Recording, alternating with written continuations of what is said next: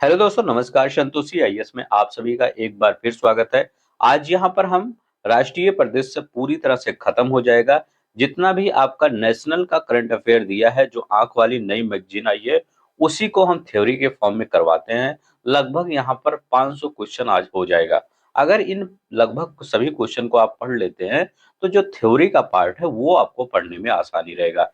या जब ये थ्योरी के पार्ट को पढ़ने के बाद इस क्वेश्चन को आप जरूर करिएगा। आज इसका कंपाइल पीडीएफ मिल जाएगा शाम तक।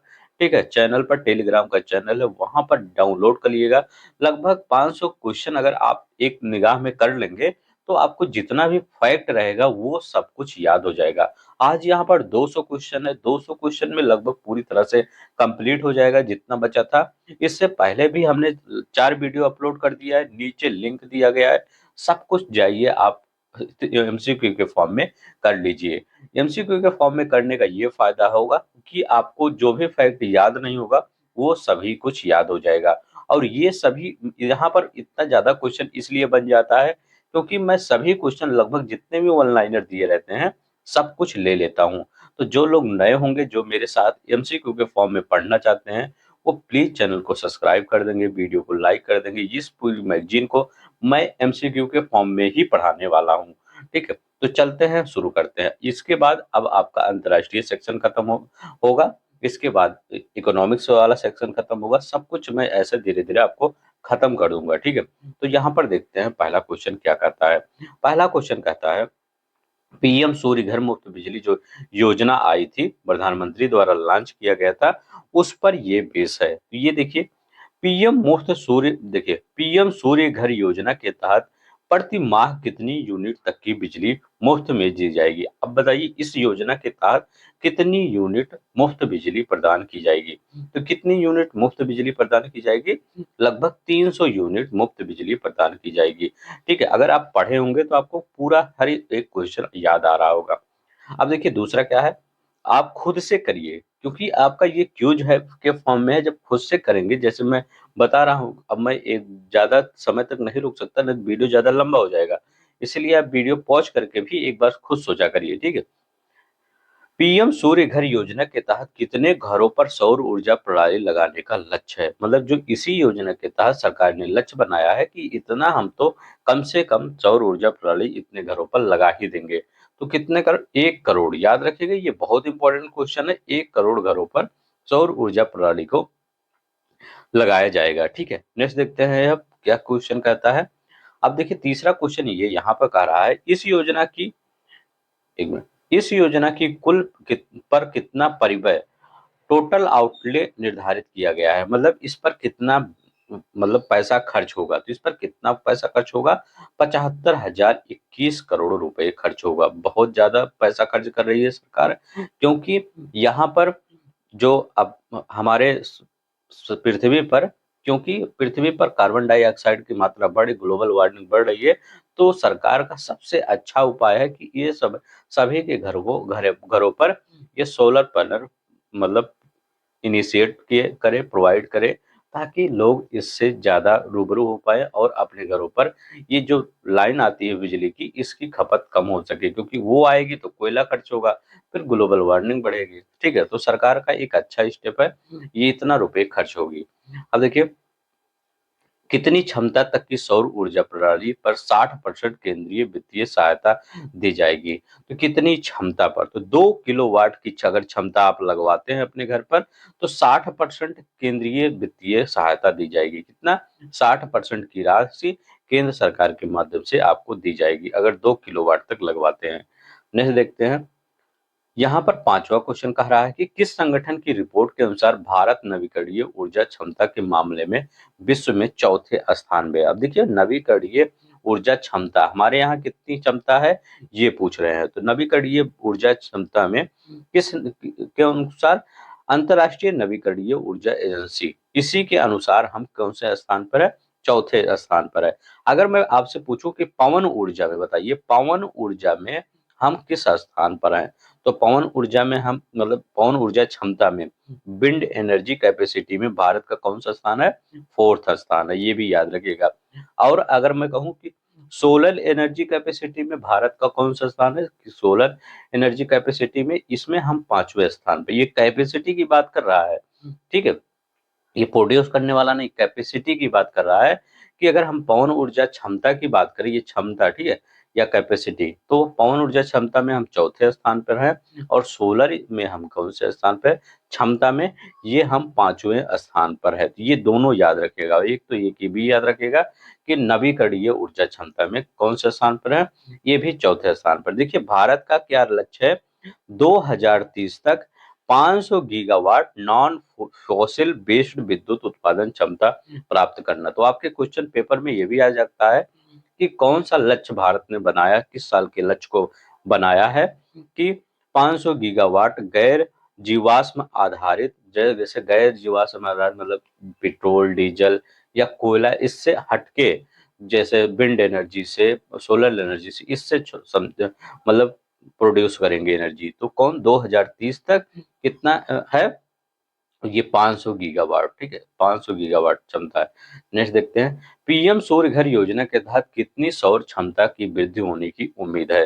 तो कितना सौर ऊर्जा क्षमता की वृद्धि होने की उम्मीद है? तो याद रखिएगा कितना सौर ऊर्जा क्षमता वृद्धि होने की उम्मीद है, तो याद रखिएगा 30 गीगावाट, 30 गीगावाट सौर ऊर्जा क्षमता वृद्धि होने की उम्मीद है। नेक्स्ट देखते हैं, अब यहाँ पर देखते हैं, करें रूफ टॉप सोलर प्रणालियों में 25 वर्षीय जीवन काल के दौरान कितने टन CO2 के उत्सर्जन में कटौती आएगी? अब देखिए ये इसमें इनका कहने का मतलब, अगर 25 साल तक आप इसको लगाए रहते हैं तो कितने परसेंट या कितने मिलियन टन CO2 ऊर्जा में, मतलब जो कार्बन डाइऑक्साइड, ये ग्लोबल वार्मिंग बढ़ाने वाला गैस है, इसमें कमी आएगी। तो याद रखिएगा कितना, याद, तो यहाँ पर कितना हो जाएगा, 720 मिलियन टन CO2 के बराबर उत्सर्जन में कमी आएगी। तो याद रखिएगा 720 मिलियन टन। नेक्स्ट देखते हैं, यहाँ पे क्या कह रहा है कि किस वर्ष प्रधानमंत्री नरेंद्र मोदी ने इस योजना को लॉन्च करने की घोषणा की थी? तो किस वर्ष इस योजना को प्रधानमंत्री मोदी ने लॉन्च करने की घोषणा की थी? तो ये याद रखिए किस वर्ष की थी, 13 फरवरी 2024 को प्रधानमंत्री द्वारा इसको लॉन्च किया गया था। तो कब लॉन्च किया गया था? 13 फरवरी में, लिख देता हूं, 13 फरवरी 2024 को इसको लॉन्च किया गया था। पीएम सूर्य घर योजना के तहत आदर्श सौर गांव मॉडल सोलर विलेज कहाँ स्थापित किए जाएंगे? तो कहाँ पर आयोजित किए जाएंगे? तो जो सभी जिले, कोई भी जिला छूटेगा नहीं, ठीक है, तो सभी जिलों में ये मॉडल सोलर विलेज स्थापित किए जाएंगे। तो याद रखेंगे सभी जिलों में, ठीक है। नेक्स्ट देखते हैं, अब देखिए यहाँ पे क्या करा है कि रूफटॉप सौर प्रणालियों की स्थापना से परिवारों को प्रतिवर्ष कितनी बचत होने की उम्मीद है? अब देखिए परिवारों को प्रतिवर्ष अगर बचत की बात देखा जाए तो ये जो कंपनी है, इसमें कंपनी भी आएंगी, ठीक है, उन कंपनियों को आप इसको बेच सकते हैं। मान लीजिए जो नहीं लगवा पा रहा है, तो जब कंपनियों को आप बेचेंगे तो वो जो नहीं लगवा पाया है उसको बेच देगा, ठीक है। तो क्या होगा, मतलब वो ऐसे बहुत जगह चलता भी है, आप दिल्ली में देखेंगे हर जगह ऐसे चलता भी है कि सोलर पैनल लगाए, जो बिजली आपको यूज हो रहा है उसको यूज करिए, जो बच जा रहा है उसको कंपनी को बेच दीजिए, ठीक है। तो इससे क्या होगा, इनकम भी जनरेट होगा, आपका बिजली भी बचेगा। तो कितना मतलब प्रतिवर्ष बचने की उम्मीद है? लगभग 15,000 से 18,000 रुपए की बचत, ठीक है। तो ये सी वाला आंसर हो जाएगा सही। तो आई होप आपको ये सोलर जो रूफ टॉप वाइज योजना थी, इसके बारे में कुछ ना कुछ जानकारी जरूर मिली होगी। चलते हैं अब देखते हैं बोइंग सुकन्या कार्यक्रम, इसका क्या मतलब है, ठीक है। अब देखिए बोइंग सुकन्या कार्यक्रम का मुख्य उद्देश्य क्या है? तो अब देखिए इसका बोइंग सुकन्या कार्यक्रम का मुख्य उद्देश्य क्या है? तो इसका उद्देश्य है भारतीय विमानन क्षेत्र में महिलाओं का सशक्तिकरण। याद रखिएगा, भारतीय विमानन क्षेत्र में महिलाओं का सशक्तिकरण इसका उद्देश्य है। अब देखिए बोइंग सुकन्या कार्यक्रम किस क्षेत्र की बालिकाओं और महिलाओं को कौशल सिखाने के अवसर प्रदान करता है? तो याद रखिएगा इसी में चलाया गया था स्टेम। याद रखिएगा स्टेम का मतलब होता है science, technology, engineering and mathematics, ठीक है, साइंस, टेक्नोलॉजी, इंजीनियरिंग, मैथमेटिक्स, इसी क्षेत्र में महिलाओं को क्या किया जाएगा, कौशल सिखाने का अवसर प्रदान किया जाएगा, ठीक है। अब देखिए स्टेम का फुल फॉर्म पूछ सकता है, तो स्टेम का फुल फॉर्म याद रखिएगा, करें बोइंग इंडिया इंजीनियरिंग एवं टेक्नोलॉजी सेंटर BIETC का नया परिसर कहाँ स्थापित है? तो इसका नया परिसर कहाँ पर स्थापित किया गया है? तो याद रखिएगा, ये कहाँ पर इसका परिसर स्थापित किया गया है? बंगलोर में। कहाँ पर याद रखिएगा? बंगलोर में स्थापित किया गया है। Boeing India engineering and technology centre का नया परिसर कितने करोड़ रुपए के निवेश से बनाया जाएगा? तो मतलब ये नया परिसर बंगलोर में स्थापित किया जाएगा और पूछ रहे हैं कितने करोड़ रुपए के निवेश से। तो 1600 करोड़ रुपए के निवेश से बनाया जाएगा, लगभग 43 एकड़ क्षेत्र में। ठीक है, ठीक है, तो 43 एकड़ क्षेत्र में 1600 करोड़ रुपए से बनाया जाएगा। अब देखिए 15 नंबर क्वेश्चन क्या कहता है, बोइंग का अमेरिका से बाहर सबसे बड़ा एरोस्पेस इंजीनियरिंग सुविधा किस देश में? तो हमारे ही देश में वो होगा। ठीक है, सबसे बड़ा कहाँ पर है? अमेरिका में। इसके बाद कहाँ पर हो जाएगा? हमारे यहाँ हो जाएगा। ठीक है, तो ये याद रखेंगे। कौन सा? बी वाला आंसर सही हो जाएगा। अब यहाँ देखिए, फरवरी 2023 में प्रधानमंत्री नरेंद्र मोदी ने तुमकुर कर्नाटक में किस संयंत्र को राष्ट्र को समर्पित किया? तुमकुर कर्नाटक में किस संयंत्र को? तो याद रखेंगे, हाल हेलीकॉप्टर विनिर्माण संयंत्र। जो हाल हेलीकॉप्टर विनिर्माण संयंत्र है, इसको समर्पित किया, और ये एशिया की सबसे बड़ी हेलीकॉप्टर विनिर्माण संयंत्र होगा। मैं क्या कह रहा हूँ? मैं कह रहा हूँ कि यह एशिया की सबसे बड़ी हेलीकॉप्टर विनिर्माण संयंत्र होगा। हाल मतलब क्या? Helicopter manufacturing factory. ठीक है, तो याद रखिएगा, ये हाल हेलीकॉप्टर विनिर्माण जो संयंत्र है, ये कहाँ पर? तुमकुर कर्नाटक में इस संयंत्र को आयोजित किया गया है। ठीक है, ये क्वेश्चन इंपॉर्टेंट है, आपके पेपर में ऐसे क्वेश्चन आ जाते हैं कि हिंदुस्तान एरोनॉटिकल लिमिटेड हेलीकॉप्टर विनिर्माण संयंत्र कहाँ पर स्थापित किया गया मोदी के द्वारा? तो कहाँ पर स्थापित किया? तुमकुर कर्नाटक में। कई बार मैं बताता हूँ ताकि आपको याद हो जाए। नेक्स्ट देखते हैं। अब देखिए, यह कह रहा है कि हिंदुस्तान एरोनॉटिकल लिमिटेड हेलीकॉप्टर विनिर्माण संयंत्र का क्या महत्व है? तो इसका क्या महत्व है? एशिया की सबसे बड़ी हेलीकॉप्टर विनिर्माण संयंत्र होगा। क्या? एशिया की सबसे बड़ी विनिर्माण संयंत्र होगा। नेक्स्ट देखते हैं। अब देखिए, स्वाति के बारे में पूछ रहा। स्वाति पोर्टल का उद्देश्य किस किस उद्देश्य से विकसित किया गया है? स्वाति पोर्टल किस उद्देश्य से विकसित किया गया है? तो इसका उद्देश्य है कि विज्ञान में महिलाओं और बालिकाओं का प्रतिनिधित्व।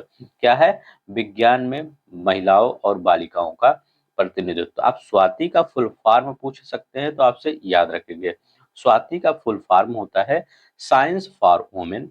मैं लिख देता हूं, science for women, science for women A technology. एक मिनट, चलिए ना रहा। ए टेक्नोलॉजी एंड इनोवेशन। ठीक है, एंड इनोवेशन इसका फुल फॉर्म होता है science for women A technology and innovation. इसका स्वाति का फुल फॉर्म होता है, किस लिए विकसित किया गया है? विज्ञान में महिलाओं और बालिकाओं का प्रतिनिधित्व करने के लिए। ठीक है, नेक्स्ट देखते हैं।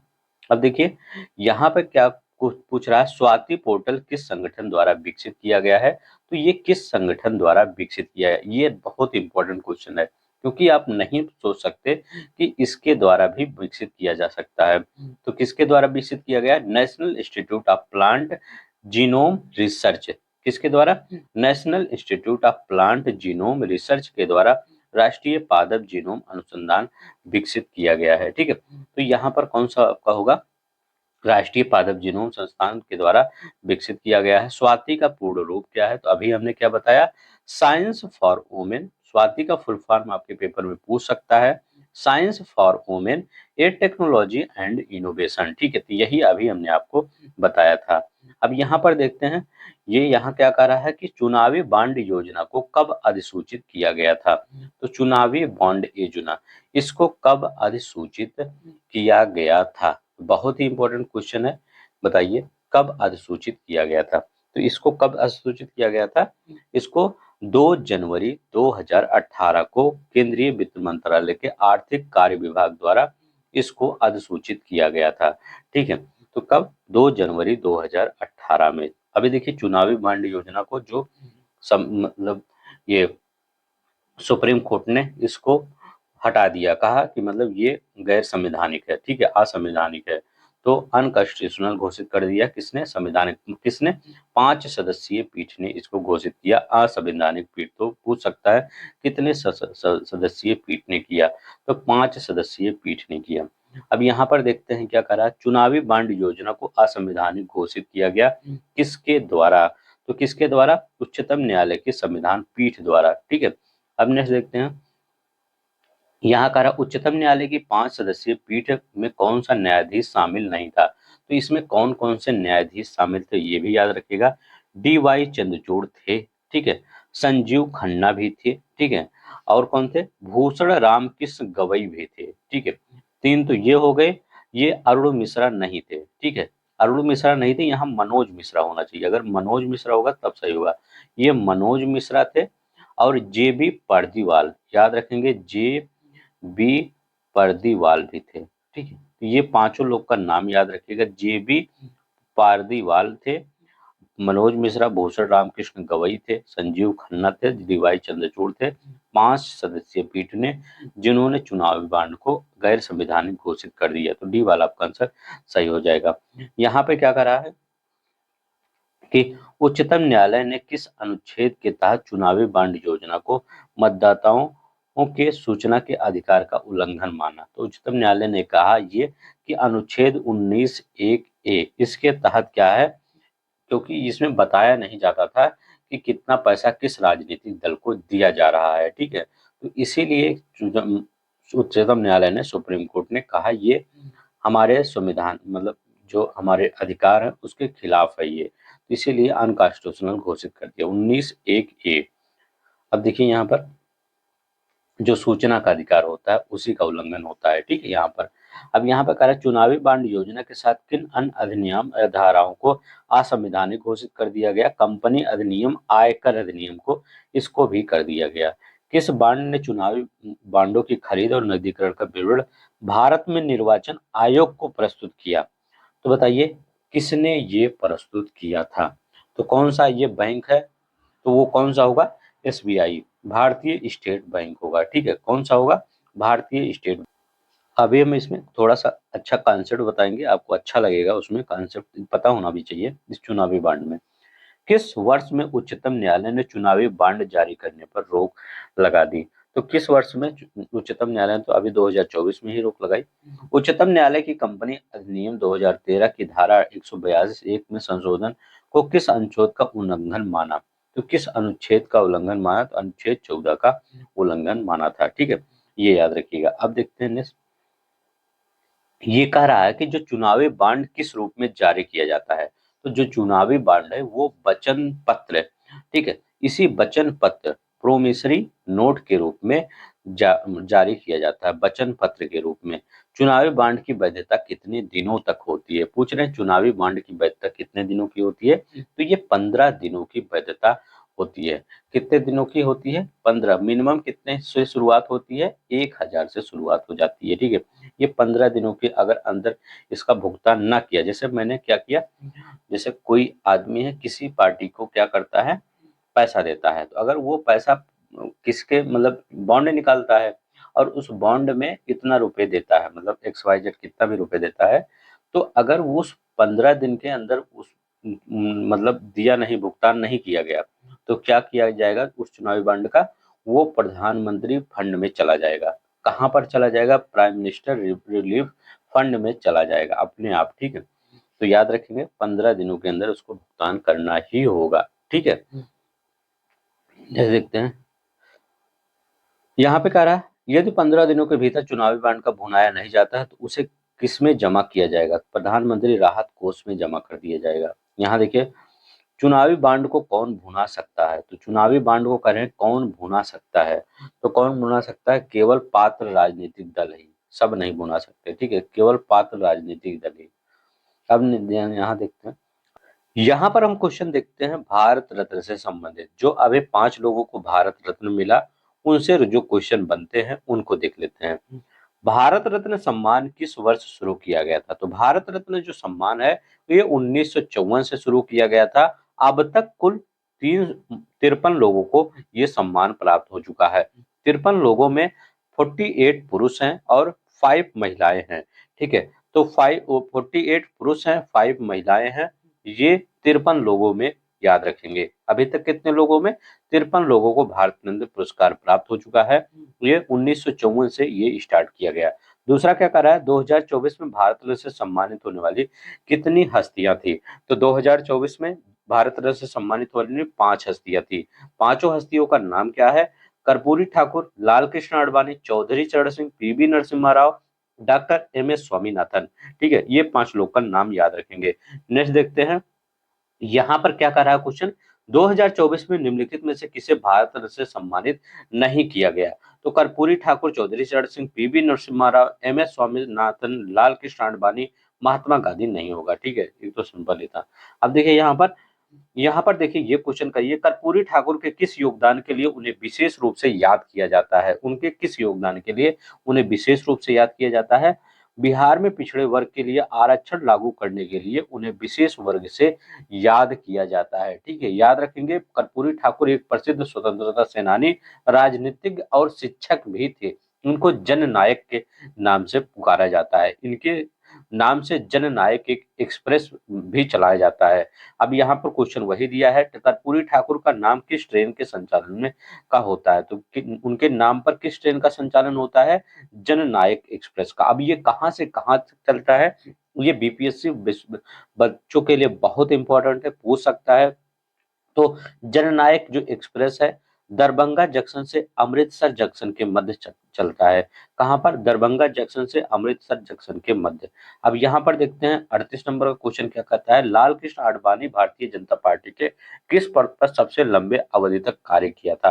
तो वो भारतीय जनता पार्टी के राष्ट्रीय अध्यक्ष थे। ठीक है, तो भारतीय जनता पार्टी के राष्ट्रीय अध्यक्ष के रूप में सबसे ज्यादा काम किया था। वो उप प्रधानमंत्री भी रहे थे। पहले उप प्रधानमंत्री का पोस्ट होता था। तो इसमें उप प्रधानमंत्री कब से कब रहे थे? तो याद रखेंगे, लाल कृष्ण आडवाणी ये अटल बिहारी वाजपेयी के समय में ये उप प्रधानमंत्री भी रहे थे। 2002 से 2004 के मध्य, याद रखिएगा, 2002 से 2004 के मध्य ये उप प्रधानमंत्री भी रहे थे। चौधरी चरण सिंह किस राज्य के मुख्यमंत्री रहे थे? तो चौधरी चरण सिंह 2 बार उत्तर प्रदेश के मुख्यमंत्री रहे थे। ठीक है, इनको भारतीय लोक दल जो पार्टी है उसकी स्थापना का श्रेय दिया जाता है, मतलब वही स्थापना किए भी थे। ठीक है, अब इनको क्या कहा जाता है? उत्तर प्रदेश में भूमि सुधार, लैंड रिफॉर्म जो हुआ था उसके वास्तुकार यही है। जो उत्तर प्रदेश में भूमि सुधार हुआ था उसके वास्तुकार ये माने जाते हैं। ये प्रधानमंत्री के पद पर भी थे। तो जुलाई 1979 से 1980, जनवरी 1980 तक, मतलब एक साल लगभग, याद रखिएगा, 1979 से ये 1980 तक ये भारत के प्रधानमंत्री के रूप में कार्य किए थे। ये जुलाई से जनवरी 1929 तक। ठीक है, 1980 तक। तो याद रखें, 1979 से 1980 तक, जुलाई से जनवरी। ठीक है, तो ये याद रखेंगे। ये उत्तर प्रदेश के मुख्यमंत्री 2 बार रहे हैं, प्रधानमंत्री 1 बार। ठीक है, नेक्स्ट देखते हैं, क्या करा, पीवी नरसिम्हा राव के संदर्भ में किसके जाना जाता है? तो वो उनको किस नाम से जाना जाता है? भारतीय आर्थिक सुधारों के जनक के रूप में पीवी नरसिम्हा राव को जाना जाता है। किसका? भारतीय आर्थिक सुधारों के father of Indian economic reform के नाम से जाना जाता है।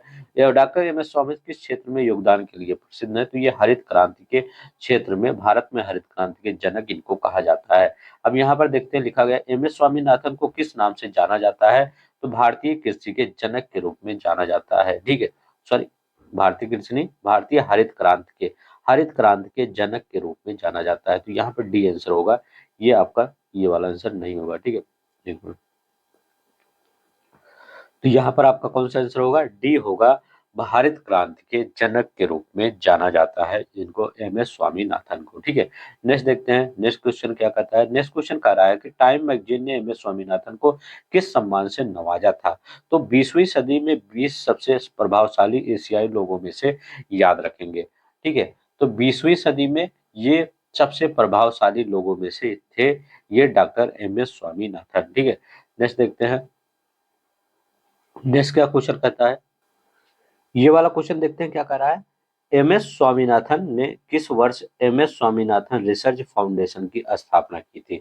तो उन्होंने किस वर्ष M S Swaminathan research foundation की स्थापना, M S S R F कभी भी आ जाए MSSREF, ठीक है, ऑप्शन में स्टेटमेंट में दे सकता है कब स्थापना किया था, कहाँ पे किया था, इन्होंने चेन्नई में किया था, ठीक है, कब किया था, 1988 में किया था।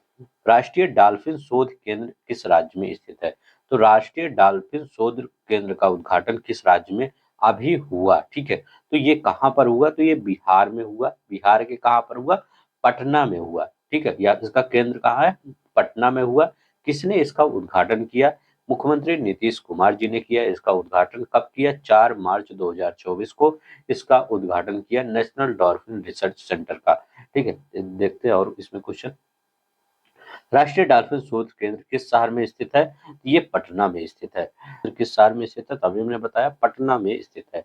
यहाँ पर क्वेश्चन देखते हैं, यहाँ पर क्वेश्चन कर रहा है कि एशिया और दक्षिण अफ्रीका के कितने देशों ने global declaration for river dolphin boy 2030 पर हस्ताक्षर किए, कितने देशों ने किया है, ठीक है, तो ये कितने देशों ने किया है, ये 11 देशों ने किया है। तो एशिया और दक्षिण अमेरिका के तो कौन कौन से देश हैं, तो याद रखिएगा बांग्लादेश यहाँ पर है, बांग्लादेश, बांग्लादेश के बाद आपका बोल्विया आ जाता है, बोल्विया, ब्राजील आ जाता है, कंबोडिया आ जाता है, भारत भी आ जाता है, इसमें भारत ने भी हस्ताक्षर किया है, कोलंबिया भी आ जाता है, इक्वाडोर भी आ जाता है, नेपाल, पाकिस्तान, पेरू, वेनेजुला, ठीक है, कौन कौन से, नेपाल, पाकिस्तान, पेरू, वेनेजुला, ये सभी देश हैं जो यहाँ पर हस्ताक्षर किए हैं, सब मिला के 11 देशों ने हस्ताक्षर किया है। भारत में राष्ट्रीय डॉल्फिन दिवस किस तिथि को मनाया जाता है, तो 5 अक्टूबर को राष्ट्रीय डॉल्फिन दिवस भारत में मनाया जाता है। नेक्स्ट देखते हैं, 49 नंबर का क्वेश्चन क्या कर रहा है, वर्ष 2006 में विलुप्त घोषित की गई नदी डॉल्फिन की प्रजाति कौन सी है, जो विलुप्त घोषित की गई है नदी डॉल्फिन की प्रजाति वो कौन सी है, तो याद रखेंगे वो कौन सी है, 2006 में जो विलुप्त घोषित किया गया बैजी, याद रखिएगा ये बैजी चीन नदी डॉल्फिन कहा जाता है, इसको बैजी डॉल्फिन या चीन नदी डॉल्फिन भी कहा जाता है, इसको 2006 में विलुप्त घोषित किया गया है। निम्नलिखित में से कौन सा देश global declaration for river dolphin by 2030 का हस्ताक्षरकर्ता नहीं है, तो कौन सा नहीं है, तो अभी हमने चाइना का नाम लिया, नहीं लिया, हमने भारत का नाम लिया, पाकिस्तान का नाम लिया, ब्राजील का नाम लिया, लेकिन चीन का नाम नहीं लिया, क्योंकि ऐसे ही क्वेश्चन आपके बनने वाले हैं। एक बार मैं देशों का नाम फिर ले लेता हूँ, थोड़ा सा ध्यान से सुन लीजिएगा, Bangladesh, Bolivia, Brazil, Cambodia, Bharat, Colombia, Ecuador, Nepal, Pakistan, Peru और वेनेजुला, ठीक है, इसमें चाइना नहीं है। नेक्स्ट देखते हैं, यहाँ पर क्या करा है कि राष्ट्रीय डॉल्फिन शोध केंद्र का उद्देश्य क्या है, तो इसका शोध केंद्र का उद्देश्य क्या है, राष्ट्रीय डॉल्फिन शोध केंद्र का, तो इसका उद्देश्य है डॉल्फिन अनुसंधान और संरक्षण करना, ठीक है, ये याद रखिएगा। सुदर्शन सेतु का उद्घाटन किसने किया, सुदर्शन सेतु का उद्घाटन किसने किया, इसको नरेंद्र मोदी जी ने किया, किसने, नरेंद्र मोदी जी ने किया, कब किया था, 25 फरवरी 2024 को, तो 25 फरवरी 2024 को सुदर्शन सेतु का उद्घाटन मोदी जी ने किया था। नेक्स्ट देखते हैं, यहाँ पे कह रहा है कि सुदर्शन सेतु किस स्थान को जोड़ता है, तो ये किस स्थान को जोड़ता है, तो ये किस स्थान को जोड़ता है, बेट द्वारका, द्वारका और बेट द्वारका, याद रखेंगे द्वारका और बेट द्वारका को जोड़ता वही स्थान है दोनों का, उसी को जोड़ता है। सुदर्शन सेतु की लंबाई कितनी है, कह रहे हैं सुदर्शन सेतु जो पुल बना है उसकी लंबाई कितनी है, तो उसकी लंबाई 2.32 किलोमीटर है। नेक्स्ट देखते हैं, अब पूछ रहे हैं उसकी चौड़ाई कितनी है, तो चौड़ाई इसकी कितनी है, तो याद रखेंगे इसकी चौड़ाई की बात किया जाए तो इसकी चौड़ाई लगभग 27.20 मीटर है, कितना है, 27.20 मीटर है। और यहाँ पर इसके जैसे ये चौड़ाई इतना है, यहाँ पर फुटपाथ भी बना है, ठीक है, दोनों तरफ फुटपाथ भी कितना है, 2.5 मीटर का फुटपाथ भी बना है, तो 2.5 मीटर का यहाँ पर इधर भी और इधर भी फुटपाथ बना है, तो 27.20 मीटर उसकी वो मेन रिवर की मतलब मेन सेतु की चौड़ाई है, ठीक है, तो याद रखेंगे ये। प्रधानमंत्री मत्स्य संपदा योजना का कार्यन्वयन कब शुरू किया गया था, प्रधानमंत्री मत्स्य संपदा योजना का कार्यन्वयन कब शुरू किया गया था, तो कब शुरू किया गया था, 2020 में, 10 सितंबर 2020 को प्रधानमंत्री मत्स्य संपदा योजना लॉन्च किया गया था, याद रखिएगा 2020 में। आप कह रहे हैं प्रधानमंत्री मत्स्य किसान समृद्धि सह योजना का निवेश कितना है? तो प्रधानमंत्री मत्स्य किसान समृद्धि सह योजना का निवेश कितना होगा निवेश यहाँ पर 20,050 करोड़ रुपए निवेश होगा। अब यहाँ पर देखते हैं क्या कह रहा है, नीली क्रांति का उद्देश्य क्या है? तो नीली क्रांति का उद्देश्य क्या है? मत्स्य पालन क्षेत्र का विकास करना, सिंपल ही है। अब देखिए उत्तराखंड में जो यूसीसी लागू हुआ उस पर जो क्वेश्चन बन रहे हैं उसको हम देख लेते हैं, ठीक है। तो ये कौन से क्वेश्चन लागू हुए? पहला कह रहा है उत्तराखंड विधान सभा द्वारा समान नागरिक संहिता विधेयक को किस तिथि पर पारित किया गया था? तो समान नागरिक संहिता विधेयक को किस तिथि पर पारित किया गया था? 7 फरवरी 2024 को पारित किया गया था। नेक्स्ट देखते हैं, यहाँ पर 60 नंबर का क्वेश्चन कहता है कि समान नागरिक संहिता उत्तराखंड 2024 विधेयक कब विधानसभा में प्रस्तुत किया गया था?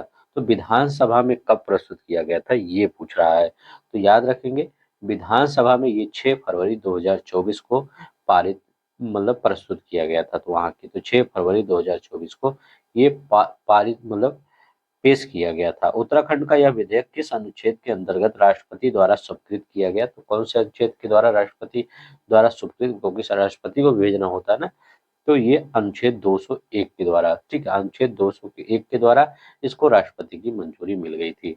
अब देखते हैं, अब करें समान नागरिक संहिता का उद्देश्य क्या है? तो इसका उद्देश्य क्या है? विवाह विच्छेद उत्तराधिकार से संबंधित कानूनों को विनियमित करना, एक समान करना, ठीक है। तो बी वाला सही होगा। यहाँ पर क्या है 63 नंबर का क्वेश्चन क्या कहता है, समान नागरिक संहिता का उद्देश्य क्या है? तो याद रखिएगा इसका मेन एक ही उद्देश्य है, एक देश एक कानून की अवधारणा को लागू करना। डी वाला आंसर सही हो जाएगा, ठीक है, एक देश एक कानून की अवधारणा को लागू करना। इसका ये भी हो सकता है सभी नागरिकों के लिए समान अधिकार प्रदान करना, ठीक है। लेकिन अगर ये सबसे अच्छा आंसर देखा जाए तो ये भी सही होगा, ठीक है, एक देश एक कानून की अवधारणा को लागू करना, इसका मेन उद्देश्य यही है, ठीक है। अब देखते हैं श्री राम जन्मभूमि से संबंधित जो एमसीक्यू बने हैं उसको देख लेते हैं, ठीक है। तो यहाँ पर जितने भी आपके मैगजीन में दिए गए हैं लाइन, वो सभी कुछ यहाँ पर ले लिया गया है। पहला क्या करा है, प्रधानमंत्री नरेंद्र मोदी ने श्री राम जन्मभूमि की रामलला की प्राण प्रतिष्ठा कब की थी? तो उन्होंने प्राण प्रतिष्ठा कब की थी श्री राम जन्मभूमि की? तो 22 जनवरी 2024 को किया था। किसने? 22 जनवरी 2024 को।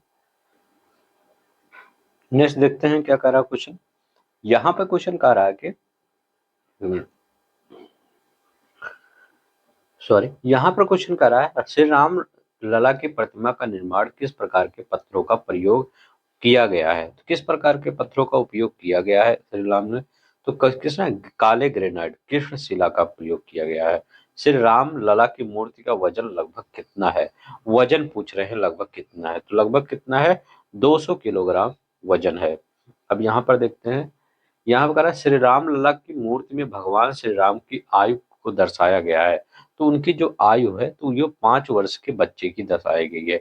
5 वर्ष का बच्चा जो है वो खड़ी मुद्रा में, वही है भगवान राम श्री राम की मूर्ति, ठीक है। तो याद रखिएगा 5 वर्ष। रामलला की प्रतिमा को किस नाम से जाना जाता है? तो बालक राम के नाम के से जाना जाता है। किसने? इसके बालक राम नाम दिया गया है इस प्रतिमा को, ठीक है। नेक्स्ट देखते हैं, कह रहे हैं कि श्री रामलला की प्रतिमा के दोनों तरफ भगवान विष्णु के कितने अवतार दर्शाए गए हैं? तो भगवान विष्णु के 10 अवतार दर्शाए गए हैं। जैसे भगवान राम की मूर्ति है उसके दोनों ओर 10 अवतार भगवान विष्णु के दर्शाए गए। वो 10 अवतार हैं कौन? याद रखिएगा, मैं पढ़ दे रहा हूँ, आप सुन लीजिए। एक पहला याद रखिएगा मत्स्य, दूसरा याद रखिएगा कुरमु, तीसरा बराह, चौथा नरसिंह, पांचवा वामन, छठवां परशुराम, सातवां राम, आठवां कृष्ण, नौवां बुद्ध और 10वां जो आने वाला है वो कल्कि, ठीक है, वही दर्शाया गया है 10। श्री राम लला की मूर्ति का मूर्तिकार का नाम क्या है? तो श्री राम लला की मूर्ति का मूर्तिकार कौन है? तो अरुण योगीराज है। अब यहाँ पर देखते हैं, ये क्वेश्चन आंसर का है, वो आंसर देख लीजिएगा, आपको पीडीएफ जब मिलेगा उसमें आंसर रहेगा। श्री राम जन्मभूमि मंदिर का निर्माण किस शैली में किया जा रहा है? तो श्री राम की जो जैसे उत्तर भारत में जितनी भी मंदिरें होती हैं वो किस शैली में किया जाता है उनका निर्माण? नागर शैली में किया जाता है। और जितनी दक्षिण भारत की वो द्रविड़ शैली में किया जाता है। तो याद रखिएगा नागर शैली में किया जाता है, किया गया है ये निर्माण राम जन्मभूमि मंदिर का।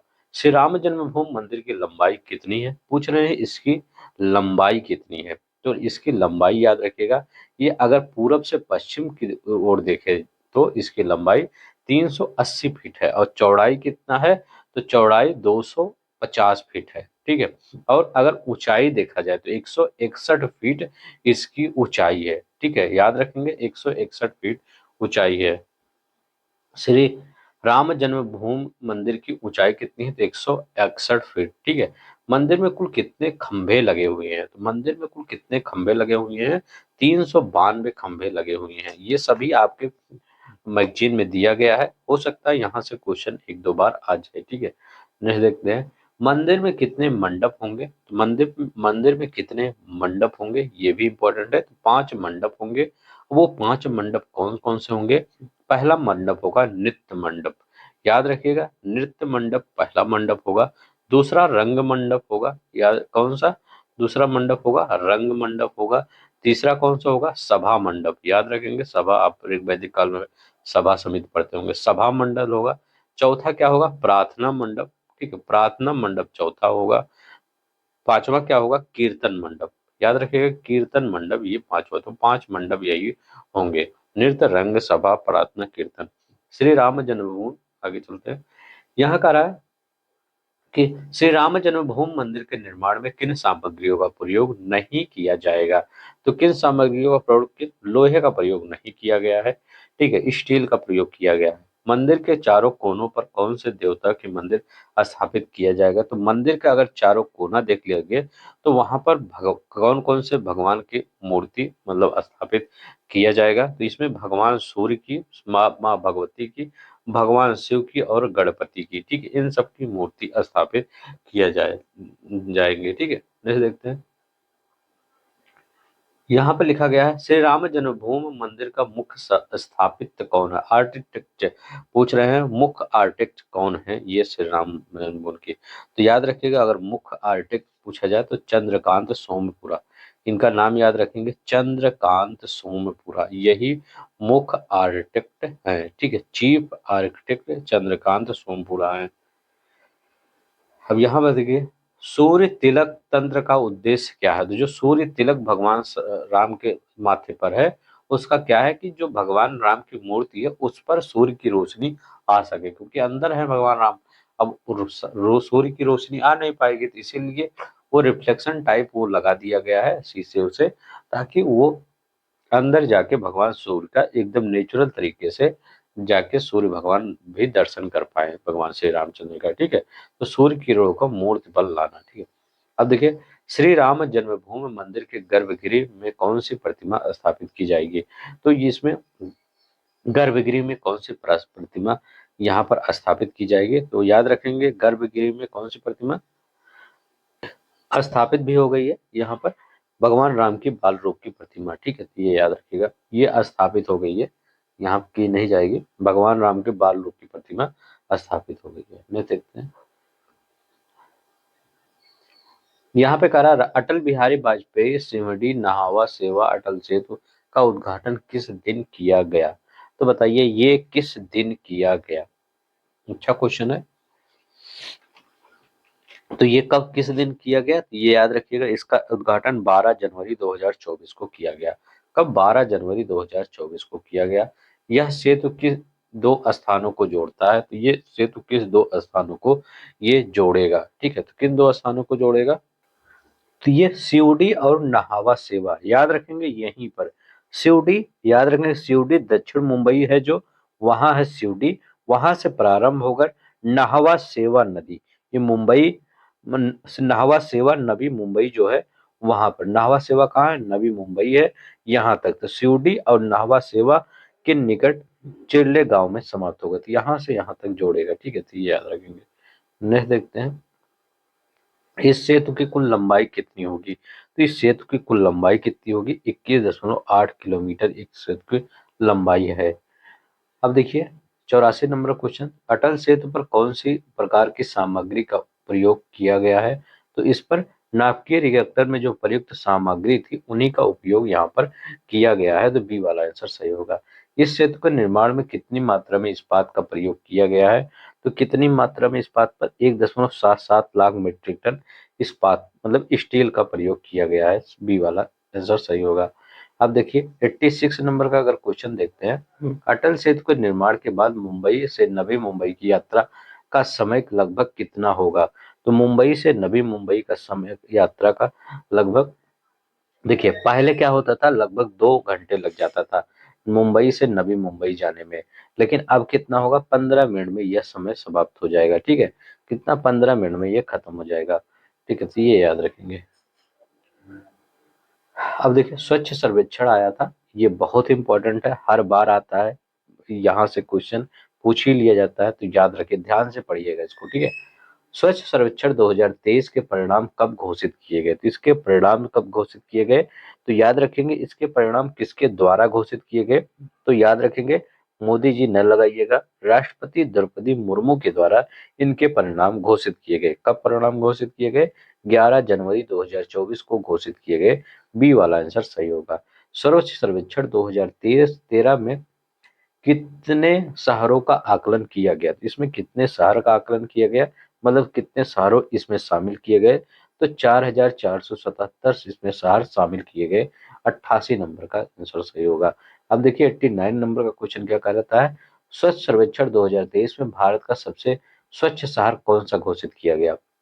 देखिए हमेशा आप इंदौर पढ़ते होंगे, लेकिन इस बार इंदौर के साथ एक शहर को और जोड़ दिया गया है, मतलब एक जैसे पहला नंबर है, दूसरा नंबर है, तीसरा नंबर है और चौथा नंबर है, तो यहाँ पर हमेशा क्या पढ़ते थे आप, इंदौर। ठीक है, इंदौर, तो इंदौर पढ़ते थे हमेशा।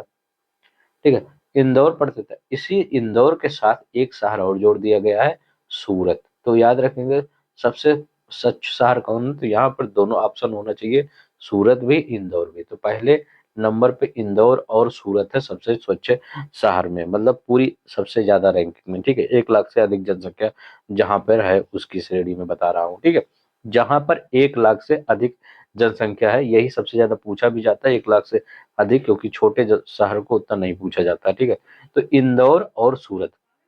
दूसरे पे कौन सा है, तो दूसरे पे कोई नहीं है, तीसरे पे है नवी मुंबई। याद रखिएगा नवी मुंबई कौन से नंबर पे है, तीसरे स्थान पर है नवी मुंबई। चौथे याद रख, ये तीसरे स्थान पर। ठीक है, चौथे स्थान पर कौन सा है, विशाखापट्टनम आंध्र प्रदेश का, तो विशाखापट्टनम आंध्र प्रदेश का चौथे स्थान पर है। पांचवें स्थान पर कौन सा है, भोपाल है। ठीक, ये चारों पांचों याद रखिएगा, इंदौर सूरत पहले स्थान पर, तीसरे पे नवी मुंबई, विशाखापट्टनम, भोपाल। ठीक है, तो ये याद रखिएगा, इसमें ए भी होना चाहिए, ए भी होना चाहिए। अब देखिए कचरा मुक्त शहरों की स्टार रेटिंग में नोएडा कौन सी रेटिंग प्राप्त करता है, तो 5 स्टार रेटिंग प्राप्त किया है, कौन प्राप्त किया है, नोएडा प्राप्त किया है कचरा मुक्त शहरों में। नेक्स्ट देखते हैं, 91 नंबर का क्वेश्चन कह रहा है, स्वच्छ भारत मिशन के लिए नया गीत, नया गीत, नया संकल्प है, नया प्रकल्प है, किसने गाया है, तो इसको किसने गाया है, तो किसने गाया है, कैलाश खेर ने गाया है। याद रखेंगे कैलाश खेर ने। अच्छा मैं अगर आपसे पूछूं, शीर्ष 5 राज्य बताइए जो सबसे स्वच्छ है, अभी तो शहर मैंने पूछ लिया, मैं कहा अगर कहूं कि शीर्ष 5 राज्य बताइए जो सबसे स्वच्छ है, तो आप क्या बताएंगे, पहला महाराष्ट्र बताएंगे। ठीक है, महाराष्ट्र पहले स्थान पे बताएंगे, दूसरे पे कौन सा बताएंगे, पाटन, वो सॉरी मध्य प्रदेश, तो मध्य प्रदेश, महाराष्ट्र और मध्य प्रदेश पहले और दूसरे स्थान पर सबसे स्वच्छ राज्य हैं। तीसरे पे छत्तीसगढ़ है, याद रखेंगे तीसरे पे छत्तीसगढ़ है, चौथे पे उड़ीसा है। अब आप पूछेंगे अपना उत्तर प्रदेश कहाँ पे जाता है, तो याद रखेंगे जो उत्तर प्रदेश और अपना बिहार दोनों की बात बता रहा हूँ, उत्तर प्रदेश और बिहार याद रखिएगा, यही दोनों आपके पेपर में आने की ज्यादा संभावना है। 27 राज्यों की सूची में, मतलब यहाँ 27 ही राज्य दिए थे, तो 27 राज्यों की सूची में उत्तर प्रदेश का 9वां स्थान था। याद रखेंगे उत्तर प्रदेश का 9वां स्थान था। अगर हम बिहार की बात करें तो बिहार का 15वां स्थान है। यही दोनों आप याद रख लीजिए, और एक पहला वाला याद रखिए, सबसे स्वच्छ शहर, वो सबसे स्वच्छ राज्य कौन सा है, महाराष्ट्र है, तो उत्तर प्रदेश का अपने 9वां स्थान है, अपने बिहार का कौन सा स्थान है, ये 15वां स्थान है। तो उत्तर प्रदेश बिहार दोनों याद रखिएगा। अब एक क्वेश्चन और पूछ सकता है, जो गंगा के किनारे जो शहर है, नगर है, उनमें सबसे स्वच्छ कौन सा है?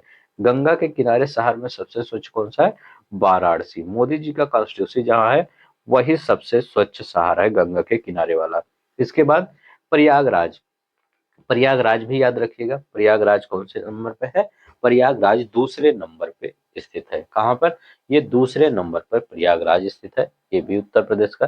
तीसरे स्थान पर बिजनौर है, याद रखिएगा बिजनौर। आप कहेंगे सब उत्तर प्रदेश की है कि और राज्यों के हैं? एक हरिद्वार चौथे स्थान पर जो है, हरिद्वार वो उत्तराखंड का वो चौथे स्थान पर है, इतना ही याद रखेंगे। अभी हमने क्या क्या बताया?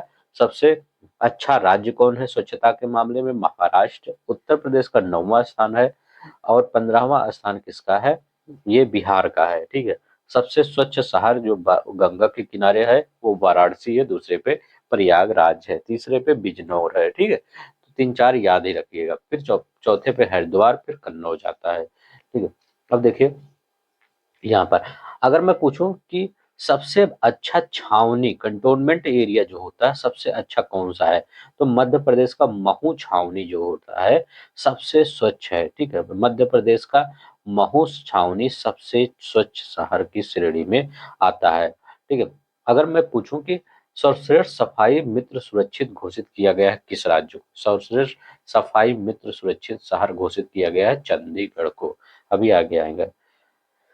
अभी देखिए यहाँ पर किस दिन सर्वोच्च न्यायालय ने अनुच्छेद 370 और 35A को निरस्त करने के निर्णय को वैध ठहराया था? ठहराया तो सर्वोच्च न्यायालय ने क्या किया? जो सरकार के द्वारा 370 35 हटा दिया गया तो उसको मतलब उच्चतम न्यायालय ने भी क्या कहा कि ये सही है, ठीक है। तो ये कौन सा दिन था? तो 11 दिसंबर 2023 था। अब यहाँ पर देखते हैं क्या करा। यहाँ पे कह रहा है कि सर्वोच्च न्यायालय के अनुसार अनुच्छेद 370 का उद्देश्य क्या है? तो 370 का उद्देश्य क्या था? ठीक है, सर्वोच्च न्यायालय के अनुसार अनुच्छेद 370 का उद्देश्य क्या था, ये बताइए। तो इसका उद्देश्य क्या था? विघटन, ठीक है। अगर इसका उद्देश्य देखा जाए तो इसका उद्देश्य पहले क्या था? अगर 370 का देखा जाए तो विघटन, मतलब 2 संविधान बन रहे थे अपने देश में, ठीक है। अब देखिए यहाँ पर इसमें क्वेश्चन क्या कर रहा है 94 में, सर्वोच्च न्यायालय ने जम्मू कश्मीर और के राज्य के दर्जे को कब तक बहाल करने का निर्देश दिया? तो जम्मू कश्मीर ने कहा है कि इतने समय तक आप दर्जे को बहाल, तो कुछ टाइमलाइन नहीं दिया है सुप्रीम कोर्ट ने। उन्होंने कहा कि आपको कोई, ठीक है, तो कहा है, उन्होंने कहा है कि आप जल्दी से जल्दी इसके राज्य के दर्जे को बहाल करिए, यथाशीघ्र बहाल करिए। तो यहाँ पर ई ऑप्शन सही होगा, ठीक है। कौन सा? E option. यहाँ पर जो 30 सितंबर 2024 दिया है, इसमें कहा है सुप्रीम कोर्ट ने कहा था कि 30 सितंबर 2024 तक यहाँ तक विधानसभा चुनाव करवाया जाए, ठीक है। तो याद रखिएगा 30 सितंबर 2024 तक। अब देखिए नेक्स्ट देखते हैं।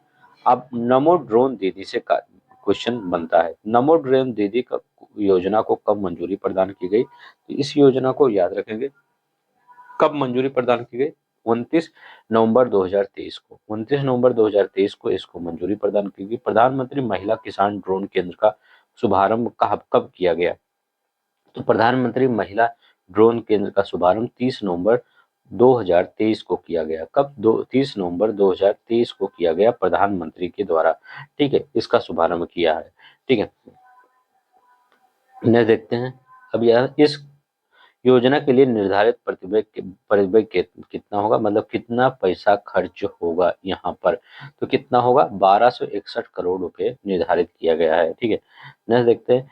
इस योजना के तहत कितनी महिला स्वयं सहायता समूहों की सहायता ड्रोन समूहों को ड्रोन प्रदान किया जाएगा? मतलब कितने महिला स्वयं सहायता समूहों को ड्रोन प्रदान किया जाएगा? याद रखिएगा इसमें 15,000 चयनित महिला स्वयं सहायता समूह की जो होगी उनको ड्रोन प्रदान किया जाएगा। तो 15,000। ड्रोन की कुल लागत कितनी होगी? या ड्रोन की कुल लागत कितनी होगी? तो ड्रोन की कुल लागत लगभग कितनी होगी? तो ड्रोन की कुल लागत लगभग 10 लाख रुपए होगी। कितनी होगी? 10 लाख रुपए होगी, ठीक है। नेक्स्ट देखते हैं क्या करा। नेक्स्ट क्वेश्चन 100 नंबर का क्वेश्चन कर रहा है कि केंद्र सरकार महिला स्वयं सहायता समूहों को ड्रोन की कितनी प्रतिशत लागत प्रदान करेगी? तो महिला को कितने परसेंट, मतलब ये अधिकतम 8 लाख रुपए, लगभग 80% ये प्रदान करेगी। तो ये 80% याद रखिएगा, ठीक है। वित्तीय सहायता प्रदान करेगी, वैसे देखेंगे 8 लाख रुपए प्रदान करेगी, ठीक है। यहाँ पर हम 101 नंबर का क्वेश्चन देखते हैं। इस योजना के तहत प्रत्येक चयनित महिला स्वयं सहायता समूह में कितने सदस्यों को प्रशिक्षण दिया जाएगा? तो कितने सदस्यों को? प्रत्येक एक एक सदस्य को प्रशिक्षण दिया जाएगा, मतलब 2। याद रखेंगे, 2 सदस्यों को प्रशिक्षण दिया जाएगा। किस दिन प्रधानमंत्री ने ड्रोन दीदी योजना की घोषणा की थी? तो किस दिन प्रधानमंत्री ने इसकी घोषणा की थी? तो याद रखेंगे, 15 अगस्त 2023 को 77वां स्वतंत्रता दिवस था। 77 नंबर का स्वतंत्रता दिवस था। इसी दिन प्रधानमंत्री नरेंद्र मोदी ने ड्रोन दीदी योजना की घोषणा की थी। जैसे लाल किले पे हर बार देखते हैं कुछ नई चीजों की घोषणा होती है, ठीक है। तो ये 15 अगस्त 2023 को ही ये घोषणा हो गई थी, ठीक है। नेक्स्ट देखते हैं कौन सा सही है। 103 नंबर का क्वेश्चन कह रहा है, ड्रोन का उपयोग किस कार्य के लिए किया जाएगा? तो ड्रोन का उपयोग किस कार्य के लिए किया जाएगा? तो यहाँ पर उर्वरकों और कीटनाशकों को छिड़काव करने के लिए किया जाता है ड्रोन का उपयोग, इसीलिए प्रशिक्षण दिया जाता है, ठीक है। कुल 15,000 ड्रोनों में से पहले 500 ड्रोन कौन उपलब्ध कराएगा? याद रखेंगे, जो 15,000 ड्रोन है उसमें से पहले जो 500 ड्रोन है वो कौन उपलब्ध कराएगा? तो वो जो उर्वरक कंपनियां हैं वही उपलब्ध कराएंगी। कौन? उर्वरक कंपनियां। नेक्स्ट देखते हैं। अब यहाँ पर देखते हैं, ये बहुत ही अच्छा क्वेश्चन है। प्रधानमंत्री पीवीटीजी विकास मिशन की घोषणा किस बजट भाषण में की गई? पीवीटीजी क्या है? याद रखेंगे, पार्टिकुलरली वल्नरेबल ट्राइबल ग्रुप, ठीक है। तो particularly vulnerable tribal group, PVTG का ये याद रखिएगा, इसका फुल फॉर्म होता है। यहाँ पर क्या होता है, जो विशेष रूप से जनजातीय संवेदनशील जनजातीय उनके विकास के लिए ये आगे कदम बढ़ाना, मतलब नए नए योजनाओं को लागू करना, ठीक है। तो यहाँ पर देखते हैं उसी से सारे क्वेश्चन होंगे, ठीक है। तो चलते हैं देखते हैं कौन कौन से क्वेश्चन यहाँ पर बनते हैं पीवीटीजी से। प्रधानमंत्री पीवीटीजी विकास मिशन की घोषणा किस बजट भाषण में की गई थी? तो अभी हमने ये क्वेश्चन नहीं बताया ना, तो ये कब की गई थी? ठीक, बताइए कब की गई थी? तो याद रखेंगे, ये कब की गई थी? 2023-24 के बजट भाषण में की गई थी। किसमें? 2023-24 का जो बजट भाषण है इसी में किया गया था। नेक्स्ट देखते हैं, कितनी राशि प्रधानमंत्री पीवीटीजी विकास मिशन के लिए उपलब्ध कराई गई है? कितनी राशि उपलब्ध कराई गई है? तो कितनी राशि? 15,000 करोड़ रुपए की राशि उपलब्ध कराई गई है। कितना? 15,000 करोड़ रुपए की। नेक्स्ट देखते हैं, यहाँ पे कह रहा है कि पीएम जनमन मिशन का शुभारंभ किस दिन किया गया? तो पीएम जनमन मिशन का शुभारंभ किस दिन किया गया? तो ये किस दिन किया गया? 15 नवंबर 2023 को किया गया। प्रधानमंत्री ने किस अवसर पे किया? तो जनजातीय गौरव दिवस मनाया जाता है इसी 15 नवंबर को, ठीक है। कहाँ से किया ये भी पूछ सकता है। तो ये झारखंड के खूंटी जिले से। कहाँ पर? झारखंड के ये खूंटी जिले से किया। याद रखेंगे, झारखंड के खूंटी जिले से इस परियोजना, मतलब मिशन को शुरू किया गया। पीएम जन मन योजना किसने शुरू किया? प्रधानमंत्री ने शुरू किया, ठीक है। अब इसका देखिए, अगर फुल फॉर्म पूछे तो इसका प्रधानमंत्री जनमन का फुल फॉर्म क्या होता है? इसका याद रखिए, प्रधानमंत्री जनजाति आदिवासी न्याय महाअभियान। क्या है? प्रधानमंत्री जनजाति आदिवासी न्याय महाअभियान, ठीक है। इसी को बोला जाता है।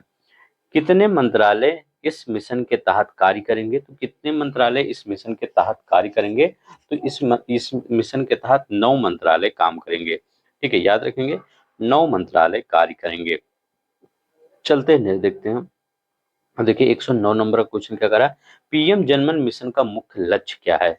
तो किसका मुख्य लक्ष्य है? तभी अभी हमने बताया क्या है, मतलब जो बहुत विशेष संवेदनशील जनजातियां हैं उनके विकास को, सामाजिक आर्थिक विकास करना, उनके सामाजिक सुरक्षा मुहैया करवाना, ठीक है।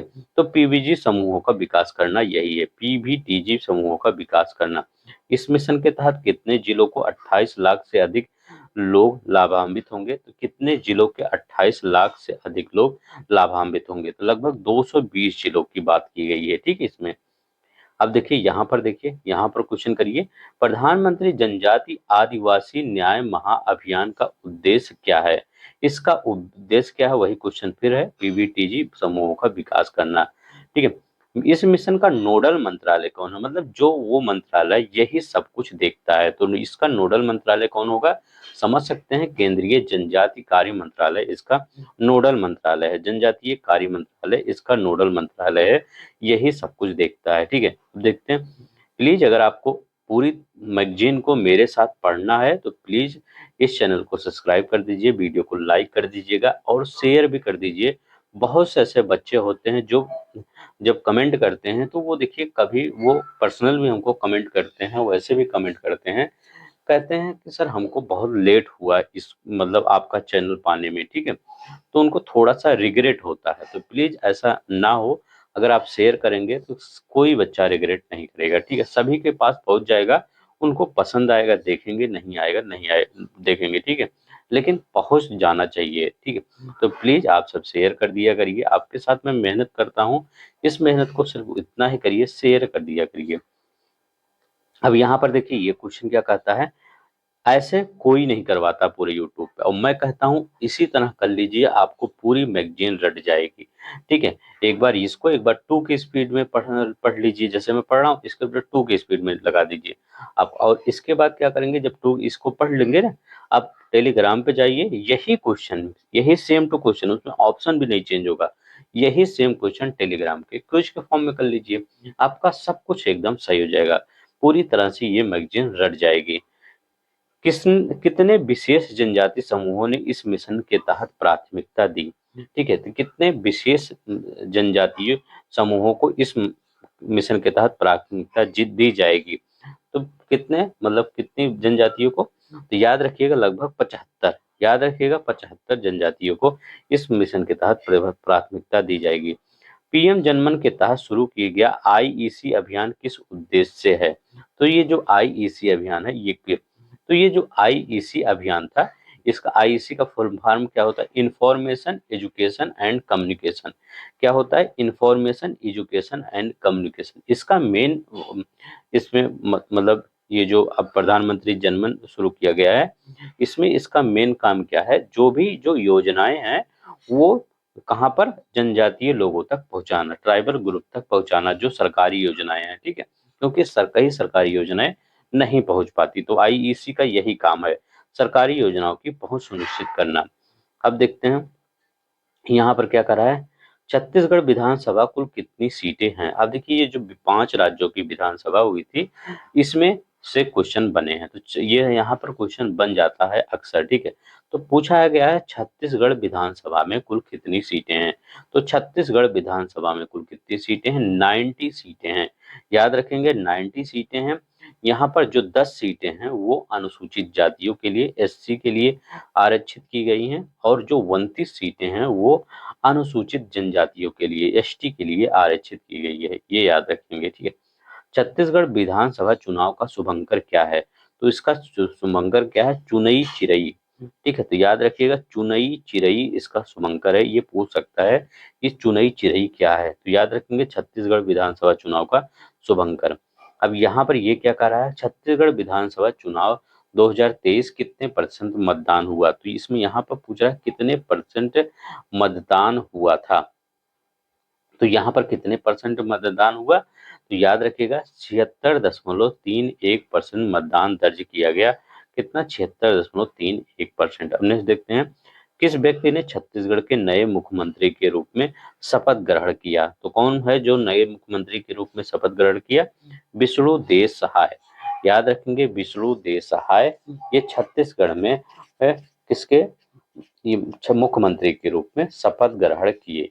ठीक है, नेक्स्ट देखते हैं, यहाँ पर क्या करा, मध्य प्रदेश विधानसभा में कुल कितनी सीटें हैं? तो मध्य प्रदेश का जो चुनाव हुआ उसमें तो मध्य प्रदेश में 230, छत्तीसगढ़ में अभी हमने कितना बताया? 90 बताया, मध्य प्रदेश में 230। ऐसे क्वेश्चन मिलाने को आ जाएगा, मध्य प्रदेश, छत्तीसगढ़, मिजोरम, कहीं का भी दे सकता है जहां पर अभी इलेक्शन हुए हैं। ठीक है, तो आपको याद रखना होगा।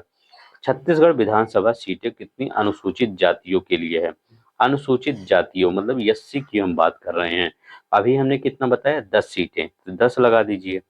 अब देखते हैं यहाँ पर 121 नंबर का क्वेश्चन क्या कर रहा है, मिजोरम विधानसभा में जो चुनाव हुआ, मतलब कुल कितनी सीटें हैं, मतलब मिजोरम राज्य में जो चुनाव हुआ है उसमें पूछ रहा है कुल कितनी सीटों पर चुनाव हुआ, तो 40 सीटों पर चुनाव हुआ। कितनी सीटें, 40 सीटों पर। मिजोरम विधानसभा 2023 में कितने परसेंट मतदान हुआ, मिजोरम में 80.66% मतदान हुआ। ठीक है, जो कि अच्छा है। ठीक है, अब यहाँ पर देखते हैं राजस्थान विधानसभा चुनाव 2023 में कितनी महिलाएं निर्वाचित हुई। करें, राजस्थान जो विधानसभा चुनाव था उसमें कुल कितनी महिलाएं निर्वाचित हुई थी, कितनी महिलाएं, 20 महिलाएं राजस्थान विधानसभा में निर्वाचित हुई। तेलंगाना विधानसभा में कुल कितनी सीटें अनुसूचित जातियों के लिए आरक्षित है, तो कितनी सीटें अनुसूचित जातियों के लिए आरक्षित है, तो ये 19 सीटें, याद रखेंगे 19 सीटें एससी के लिए आरक्षित है और 12 सीटें एसटी के लिए आरक्षित हैं, तो ये भी याद रखेंगे, 19 सीटें। ठीक है, इसमें ये याद रखिएगा कितनी, यहाँ पर तेलंगाना में कितनी सीटें हैं विधानसभा की, तेलंगाना में 119 सीटें हैं। विधानसभा की कितनी सीटें हैं, तेलंगाना में 119 सीटें हैं। राजस्थान विधानसभा में कितनी सीटें हैं, राजस्थान विधानसभा में 200 सीटें हैं। तो अभी अभी हमने क्या बताया, अगर छत्तीसगढ़ का मैं पूछूं, चलते हैं यहाँ पर मिलाते हैं एक बार। छत्तीसगढ़ हुआ, ठीक है, इसके बाद आपका एमपी हुआ, छत्तीसगढ़ के बाद एमपी हुआ, एमपी के बाद आपका मिजोरम। ठीक है, तो मिजोरम हुआ। ठीक है, मिजोरम, मिजोरम के बाद कौन सा आएगा, मिजोरम के बाद आपका राजस्थान आएगा। ठीक है, राजस्थान के बाद तेलंगाना आएगा। ठीक है, तो तेलंगाना याद रखेंगे। अब देखिए ये सब क्या होगा, मिलाइए। छत्तीसगढ़ में कितना है, तो छत्तीसगढ़ में 90 सीटें विधानसभा की है।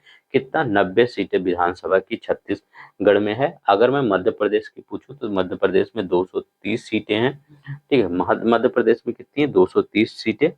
अगर मैं मिजोरम की बात करूं कि मिजोरम में कितनी सीटें हैं, तो आप 40 बताएंगे। राजस्थान की बात करें तो यहाँ पर 200 बताएंगे, राजस्थान में 200 सीटें हैं। अगर तेलंगाना की बात करें तो 119 सीटें हैं। ठीक, 119 सीटें तेलंगाना में है। ठीक, तो ये 5 जगह का चुनाव हुआ है, पांचों जगह का चुनाव का याद रखिएगा कहाँ कहाँ पर कितनी सीटें हैं। ठीक है, अब देखिए यहाँ पर करें, किस पार्टी ने तेलंगाना विधानसभा चुनाव 2023 में बहुमत जीता, प्राप्त किया, तो किसने, तो भारतीय राष्ट्रीय कांग्रेस ने, याद रखेंगे भारतीय राष्ट्रीय कांग्रेस ने तेलंगाना विधानसभा में बहुमत प्राप्त किया। ठीक है, नेक्स्ट देखते हैं। 126 नंबर का क्वेश्चन क्या कहता है, किस नेता ने मध्य प्रदेश के नए मुख्यमंत्री के रूप में शपथ लिया। मध्य प्रदेश के नए मुख्यमंत्री के रूप में मोहन यादव ने शपथ लिया। राजस्थान विधानसभा की सीटों अनुसूचित जनजातियों के लिए कितनी आरक्षित की गई थी, अनुसूचित जनजातियों के लिए कितनी सीटें आरक्षित की गई हैं, तो 25 सीटें अनुसूचित जनजातियों के लिए, मतलब एसटी के लिए राजस्थान विधानसभा, एससी के लिए 34 सीटें हैं। ठीक है, एससी के लिए राजस्थान में 34 सीटें हैं। नेक्स्ट देखते हैं। अब यहाँ पर देखते हैं तेलंगाना के नए मुख्यमंत्री के रूप में कितने शपथ लिए, तो किसने लिया, अनुमुला रेवंत रेड्डी। ठीक है, अनुमुला रेवंत रेड्डी ने तेलंगाना के मुख्यमंत्री के रूप में शपथ लिया। अब देखिए विधानसभा चुनाव 2023 में चुनई चिरई का शुभांकर किसका था, ये छत्तीसगढ़ का ये शुभंकर था। ठीक है, विधानसभा चुनाव के लिए। अब यहाँ पर देखते हैं मिजोरम विधानसभा चुनाव 2023 में कितनी महिलाएं निर्वाचित हुई, तो मिजोरम विधानसभा चुनाव 2023 में कितनी महिलाएं निर्वाचित हुई, अच्छा क्वेश्चन है। तो मिजोरम विधानसभा ने 3 महिलाएं, कुल 3 महिलाएं निर्वाचित हुई। अब देखिए यहाँ पर करें, कितने प्रतिशत मतदान मध्य प्रदेश विधानसभा 2023 में दर्ज किया गया, तो मध्य प्रदेश में कितना, लगभग 77.15%। किस पार्टी ने छत्तीसगढ़ विधानसभा चुनाव 2023 में बहुमत प्राप्त किया, छत्तीसगढ़ में किसने बहुमत प्राप्त किया, तो याद रखेंगे छत्तीसगढ़ में भारतीय जनता पार्टी। ठीक है, तो याद रखेंगे भारतीय जनता पार्टी ने छत्तीसगढ़ में इस बार विजय प्राप्त किया। ठीक है, तो छत्तीसगढ़ में किसने विजय प्राप्त किया, भारतीय जनता पार्टी ने विजय प्राप्त किया। नेक्स्ट देखते हैं। अब यहाँ पर हाँ, तो जैसे भारतीय जनता पार्टी ने विजय प्राप्त किया, तो विष्णु देसाय, हमें अभी ने बताया ना, विष्णु देसाय वहां के मुख्यमंत्री निर्वाचित हुए थे। ठीक है, कौन हुआ था? विष्णु देसाई वहां के मुख्यमंत्री निर्वाचित हुए थे। मेरा युवा भारत का शुभारंभ कर किस दिन किया गया था? तो मेरा युवा भारत का शुभंकर, जैसे राजस्थान के मुख्यमंत्री के रूप में बताना पड़ेगा ना, राजस्थान के भजन लाल शर्मा जानते ही हैं। दिया कुमारी वहां की उप मुख्यमंत्री और प्रेमचंद बैरवा उप मुख्यमंत्री। दिया कुमारी और प्रेमचंद्र बैरवा उप मुख्यमंत्री हैं और भजन लाल शर्मा राजस्थान के मुख्यमंत्री हैं। ठीक है, अब देखते हैं यहाँ पर मेरा युवा भारत से क्वेश्चन कैसे बनता है। ठीक है, मेरा युवा भारत से क्वेश्चन करें, मेरा युवा भारत का शुभंकर किस दिन किया गया था? तो याद रखिए मतलब शुभारंभ कब किया गया था, शुभंकर बोल रहा हूँ, शुभारंभ कब किया गया था? तो ये कब किया गया था? 31 अक्टूबर 2023 को किया गया था। कब? 31 अक्टूबर 2023 को किया गया था। नेक्स्ट देखते हैं, यहाँ पे कह रहा है कि मेरा युवा भारत मंच किस मंत्रालय द्वारा स्थापित किया गया? तो मेरा युवा भारत मंच किस मंत्रालय द्वारा यह स्थापित किया गया? तो ये किसकी मंत्रालय? युवा कार्यक्रम और खेल मंत्रालय द्वारा। मेरा युवा भारत का उद्देश्य किस आयु के युवाओं को लाभान्वित करना है, मतलब किस आयु के लोग? तो याद रखेंगे 15 से 29 जो आयु के युवा होंगे उनको ये मतलब लाभान्वित करना है, लक्ष्य है सरकार का। ठीक है, अब देखिए यहाँ पर फिजिटल का अर्थ क्या है? तो फिजिटल मतलब क्या है? भौतिक और डिजिटल का समावेश, उसी को फिजिटल कहते हैं। फिजिकल मतलब PHY मतलब भौतिक, डिजिटल मतलब GITL। ठीक है, तो ये डिजिटल, तो भौतिक और डिजिटल का समावेश फिजिटल। मेरा युवा भारत मंच का उद्देश्य क्या है? तो युवाओं को विकास का सक्रिय संचालक बनाना। ठीक है, निष्क्रिय से सक्रिय बनाना, यही मेरा युवा भारत का उद्देश्य है। अब देखिए यहाँ पर क्या है? मेरा युवा भारत किस प्रकार का मंच है? तो ये किस प्रकार का मंच है? तो ये फिजिटल मंच है। याद रखेंगे, ये फिजिटल मंच है। अब यही है, आपको याद रखना होगा। ठीक है, नेक्स्ट देखते हैं।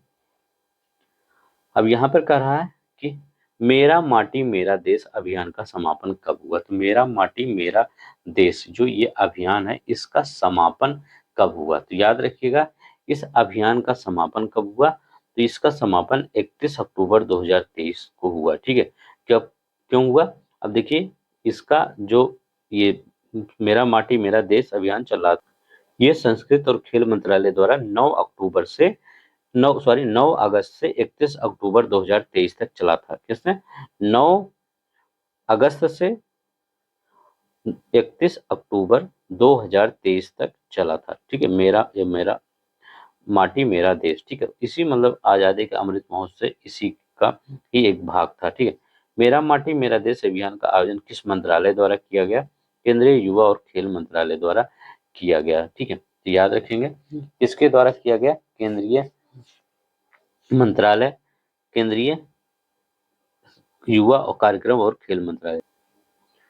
यहाँ पर आपका संस्कृत मंत्रालय भी होना चाहिए। ठीक है, कौन कौन सा मंत्रालय? 3 मंत्रालय थे, केंद्रीय युवा कार्यक्रम और खेल मंत्रालय और संस्कृत मंत्रालय। मतलब बी और सी दोनों होना चाहिए, यहाँ एक ऑप्शन बना लीजिए बी। मैं जब PDF दूंगा तो उसमें सही कर दूंगा। ठीक है, तीनों के द्वारा इसका आयोजन किया गया। ठीक है, मतलब किनके मध्य? केंद्रीय युवा कार्यक्रम और खेल मंत्रालय द्वारा और केंद्रीय संस्कृत मंत्रालय द्वारा। ठीक है, तो ये सी वाला भी यहाँ पर सही होना चाहिए। नेक्स्ट देखते हैं, कह रहे हैं कि आजादी का अमृत महोत्सव कब शुरू किया गया? तो आजादी का अमृत महोत्सव जो है ये कब शुरू किया गया? ठीक है, तो आजादी का अमृत महोत्सव कब शुरू किया गया था? 12 मार्च 2021 को। याद रखेंगे, 12 मार्च 2021 को शुरू किया गया था। अब यहाँ पर कह रहे हैं आजादी का अमृत महोत्सव के समापन पर शीर्ष प्रदर्शन करने वाले राज्य कौन से हैं? जो आजादी का अमृत महोत्सव हुआ था उसमें शीर्ष प्रदर्शन करने वाले राज्य कौन से हैं? बहुत ही इम्पोर्टेंट है। ठीक है, तो जो शीर्ष मतलब बहुत शीर्ष प्रदर्शन किए थे वो कौन है? जम्मू कश्मीर है पहले स्थान पर। दूसरे स्थान पर कौन सा? गुजरात है। तीसरे स्थान पर हरियाणा है और राजस्थान इसी के साथ है। ठीक है, तो राजस्थान और हरियाणा इसी तीनों नंबर पे हैं। जम्मू कश्मीर, गुजरात, हरियाणा, ये आजादी के अमृत महोत्सव के समापन पर शीर्ष प्रदर्शन करने वाले राज्य हैं। तो यहाँ पर ऑप्शन क्या हो जाएगा? बी आंसर सही हो जाएगा। आजादी का अमृत महोत्सव का पुरस्कार किस मंत्रालय को नहीं मिला? अब देखिए इसमें मंत्रालय भी थे, जो शुरू के 3 मंत्रालय थे। पहले नंबर पे विदेश मंत्रालय, जयशंकर प्रसाद वाला, ठीक है। वो मंत्रालय सबसे अच्छा काम किया आज़ादी के अमृत महोत्सव के जो मनाया जा रहा था इसमें। कौन विदेश मंत्रालय सबसे अच्छा काम किया? केंद्रीय रक्षा मंत्रालय दूसरे नंबर पे था, राजनाथ सिंह वाला। और केंद्रीय रेल मंत्रालय और केंद्रीय शिक्षा मंत्रालय ये तीसरे नंबर पे था, मतलब पीयूष गोयल और धर्मेंद्र प्रधान जी वाला, ठीक है। तो ये तीसरे नंबर पे था। तो केंद्रीय विदेश मंत्रालय, केंद्रीय रक्षा मंत्रालय दूसरे पे, केंद्रीय रेल मंत्रालय, शिक्षा मंत्रालय तीसरे नंबर पे। अब यहाँ पर कह रहे हैं कौन सा मंत्रालय नहीं मिला किसको पुरस्कार? तो वित्त मंत्रालय को नहीं मिला, क्योंकि वित्त की व्यवस्था थोड़ा सा इंडिया में खराब चल रही है। और सब मतलब सबके कंपेयर में सब मतलब मंत्रालय अच्छा काम कर रहे हैं, लेकिन वित्त वाला थोड़ा सा महंगाई को कंट्रोल नहीं कर पा रहा है, ठीक है। तो यहाँ पर 144 नंबर का देखते हैं, मेरा माटी मेरी माटी मेरा देश अभियान की टैगलाइन क्या थी? इसकी टैगलाइन क्या है? ठीक है, तो इसका टैगलाइन क्या है? मिट्टी को नमन वीरों को वंदन। मिट्टी को नमन वीरों को वंदन, यही है। अमृत महोत्सव स्मारक का शिलान्यास कब किया गया? तो अमृत महोत्सव स्मारक का शिलान्यास ये कब किया गया? मतलब अमृत महोत्सव स्मारक, ठीक है। तो इसका शिलान्यास कब किया गया ये बताइए। इसका शिलान्यास 31 अक्टूबर 2023 को किया गया। किसके द्वारा किया गया था? तो इसको प्रधानमंत्री नरेंद्र मोदी द्वारा। कहाँ पर किया गया? नई दिल्ली में कर्तव्य पथ पर किया गया अमृत महोत्सव स्मारक का शिलान्यास, ठीक है। तो ये मतलब ये अमृत महोत्सव स्मारक बना दिया जाएगा, ताकि याद रहे कि अमृत आज़ादी का अमृत महोत्सव। जैसे आज से 3-4 साल बाद देखेंगे, भूल जाएंगे सब आज़ादी का अमृत महोत्सव था, लेकिन क्या था, इसको जब ये स्मारक बना दिया जाएगा तो लोगों को याद आता रहेगा। अच्छा, इसीलिए बनाया गया था ये। अब चलते हैं, नई दिल्ली में कर्तव्य पथ मार्ग पर बना है। किस मंत्रालय ने मेरा माटी मेरा देश अभियान के तहत अंतर्गत वीरों को श्रद्धांजलि देने का कार्य किया? तो किस मंत्रालय ने ऐसा कार्य किया वीरों को श्रद्धांजलि देने का? ठीक है, तो वीरों को श्रद्धांजलि देने का कार्य किस मंत्रालय ने किया था? केंद्रीय संस्कृत मंत्रालय, ठीक है, तो ये याद रखेंगे। मेरा माटी देश अभियान के दौरान कब तक कार्यक्रम आयोजित किए गए? तो कब से कब तक आयोजित किए गए मेरा माटी मेरा देश अभियान के दौरान? तो ये 9 अगस्त से 31 अक्टूबर, अभी हमने बताया था। चलते हैं नेक्स्ट देखते हैं। हाँ देखिए, नमो भारत ट्रेन से जो क्वेश्चन बने हैं, नमो भारत ट्रेन का उद्घाटन किस तिथि को किया गया? तो 20 अक्टूबर 2023 को प्रधानमंत्री नरेंद्र मोदी जी ने गाजियाबाद जिला जो है वहाँ का एक स्टेशन है सहीबाबाद, ठीक है, वहीं से इसका उद्घाटन किया गया। कहाँ से? गाजियाबाद के सहीबाबाद से। कहाँ से कहाँ तक ये जाएगी? दिल्ली, गाजियाबाद, मेरठ, गलियारा से होकर जाएगी। तो याद रखेंगे यहाँ पर न किस तिथि को किया गया था? तो 20 अक्टूबर 2023 को। नमो भारत ट्रेन किस प्रकार की रेल है? तो ये क्या है? क्षेत्रीय रैपिड ट्रांजिट प्रणाली है। अब यहाँ पर देखते हैं 150 नंबर का, दिल्ली गाजियाबाद मेरठ आरआरटीएस गलियारे की कुल लंबाई कितनी है? तो इसकी कुछ लंबाई पूछ रहे हैं, तो 82.15। आरआरटीएस डिजाइन की गति क्या है? मतलब डिजाइन की गति पूछ रहे हैं, चलने की गति नहीं, कि इतना डिजाइन इसलिए मतलब इतने किलोमीटर चल सकता है, उसी हिसाब से इसको डिजाइन किया गया है। तो 180 किलोमीटर प्रति घंटा से ये चल सकता है। नेक्स्ट देखते हैं 152 नंबर का, क्या करा है? नमो भारत ट्रेन का उद्घाटन कहाँ किया गया? कहाँ पर? गाजियाबाद के सहीबाबाद स्टेशन में। गाजियाबाद में नहीं, गाजियाबाद में ही, लेकिन गाजियाबाद रेलवे स्टेशन पे नहीं, वो सहीबाबाद वही रेलवे स्टेशन है। बहुत क्लीन स्टेशन है। आप जब इधर से मेरठ से जाएंगे यहाँ पर दिल्ली, नई दिल्ली, तो आपको पुरानी दिल्ली जाएंगे तो पड़ता है, ठीक है। नई दिल्ली भी जाता है और पुरानी दिल्ली भी जाता है। तो अगर आप रास्ते में जाएंगे तो यहाँ पर सहीबाबाद वो देखेंगे, बहुत क्लीन है और बहुत कम भीड़ रहता है उस पे, ठीक है। बहुत साफ सुथरा स्टेशन है ये सहीबाबाद। आरआरटीएस का संचालन गति क्या है? तो आरआरटीएस का संचालन गति क्या है इसको बताइए। तो इसका संचालन गति 160 किलोमीटर, डिजाइन गति तो 180 किलोमीटर प्रति घंटा है, लेकिन जो संचालन कर सकता है 160 किलोमीटर प्रति घंटा।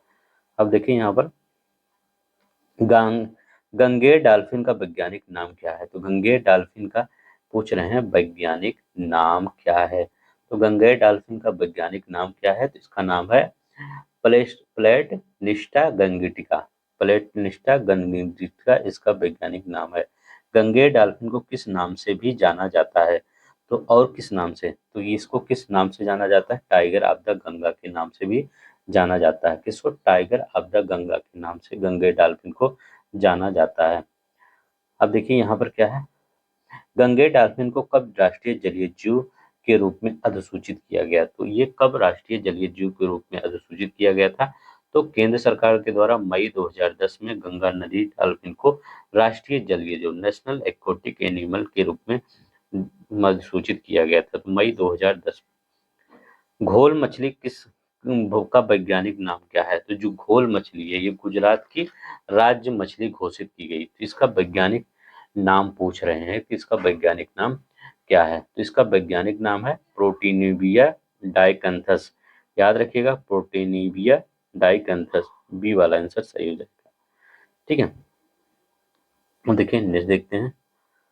जो आपका डॉल्फिन मछली होती है ये अंधी होती है। अब पूछेंगे ये अंधी होती है तो अपना शिकार कैसे करती है? तो ये शिकार के वक्त अल्ट्रासोनिक ध्वनि तरंगे छोड़ती हैं, उसी से इनको पता चल जाता है कि हमारा शिकार कहाँ पर है।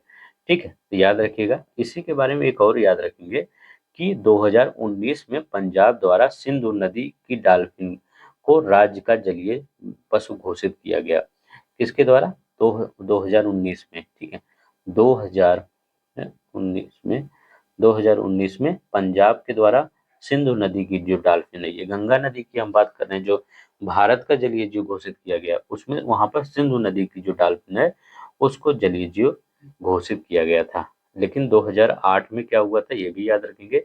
2008 में गंगा नदी डॉल्फिन को असम सरकार द्वारा राज्य का जलीय जीव घोषित किया गया था।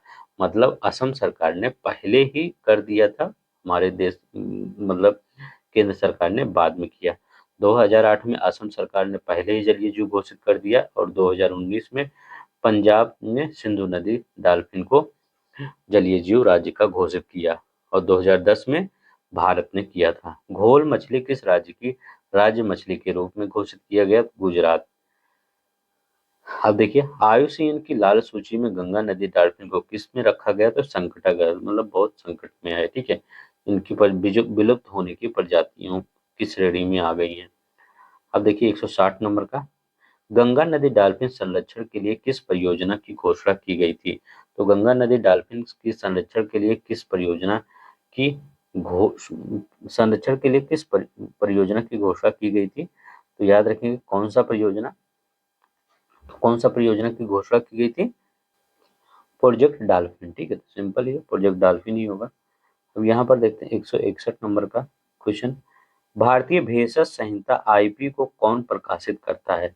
जो भारतीय भेषज संहिता है इंडियन फार्मोकल। ठीक है, याद रखिएगा, इंडियन फार्माकोपिकल वार्ता समूह इसको बोलते हैं। ठीक है, इंडियन फार्माकोपिकल। ठीक है, इसको कौन प्रकाशित करता है? इसको कौन प्रकाशित करता है ये बताइए, कौन इसको प्रकाशित करता है?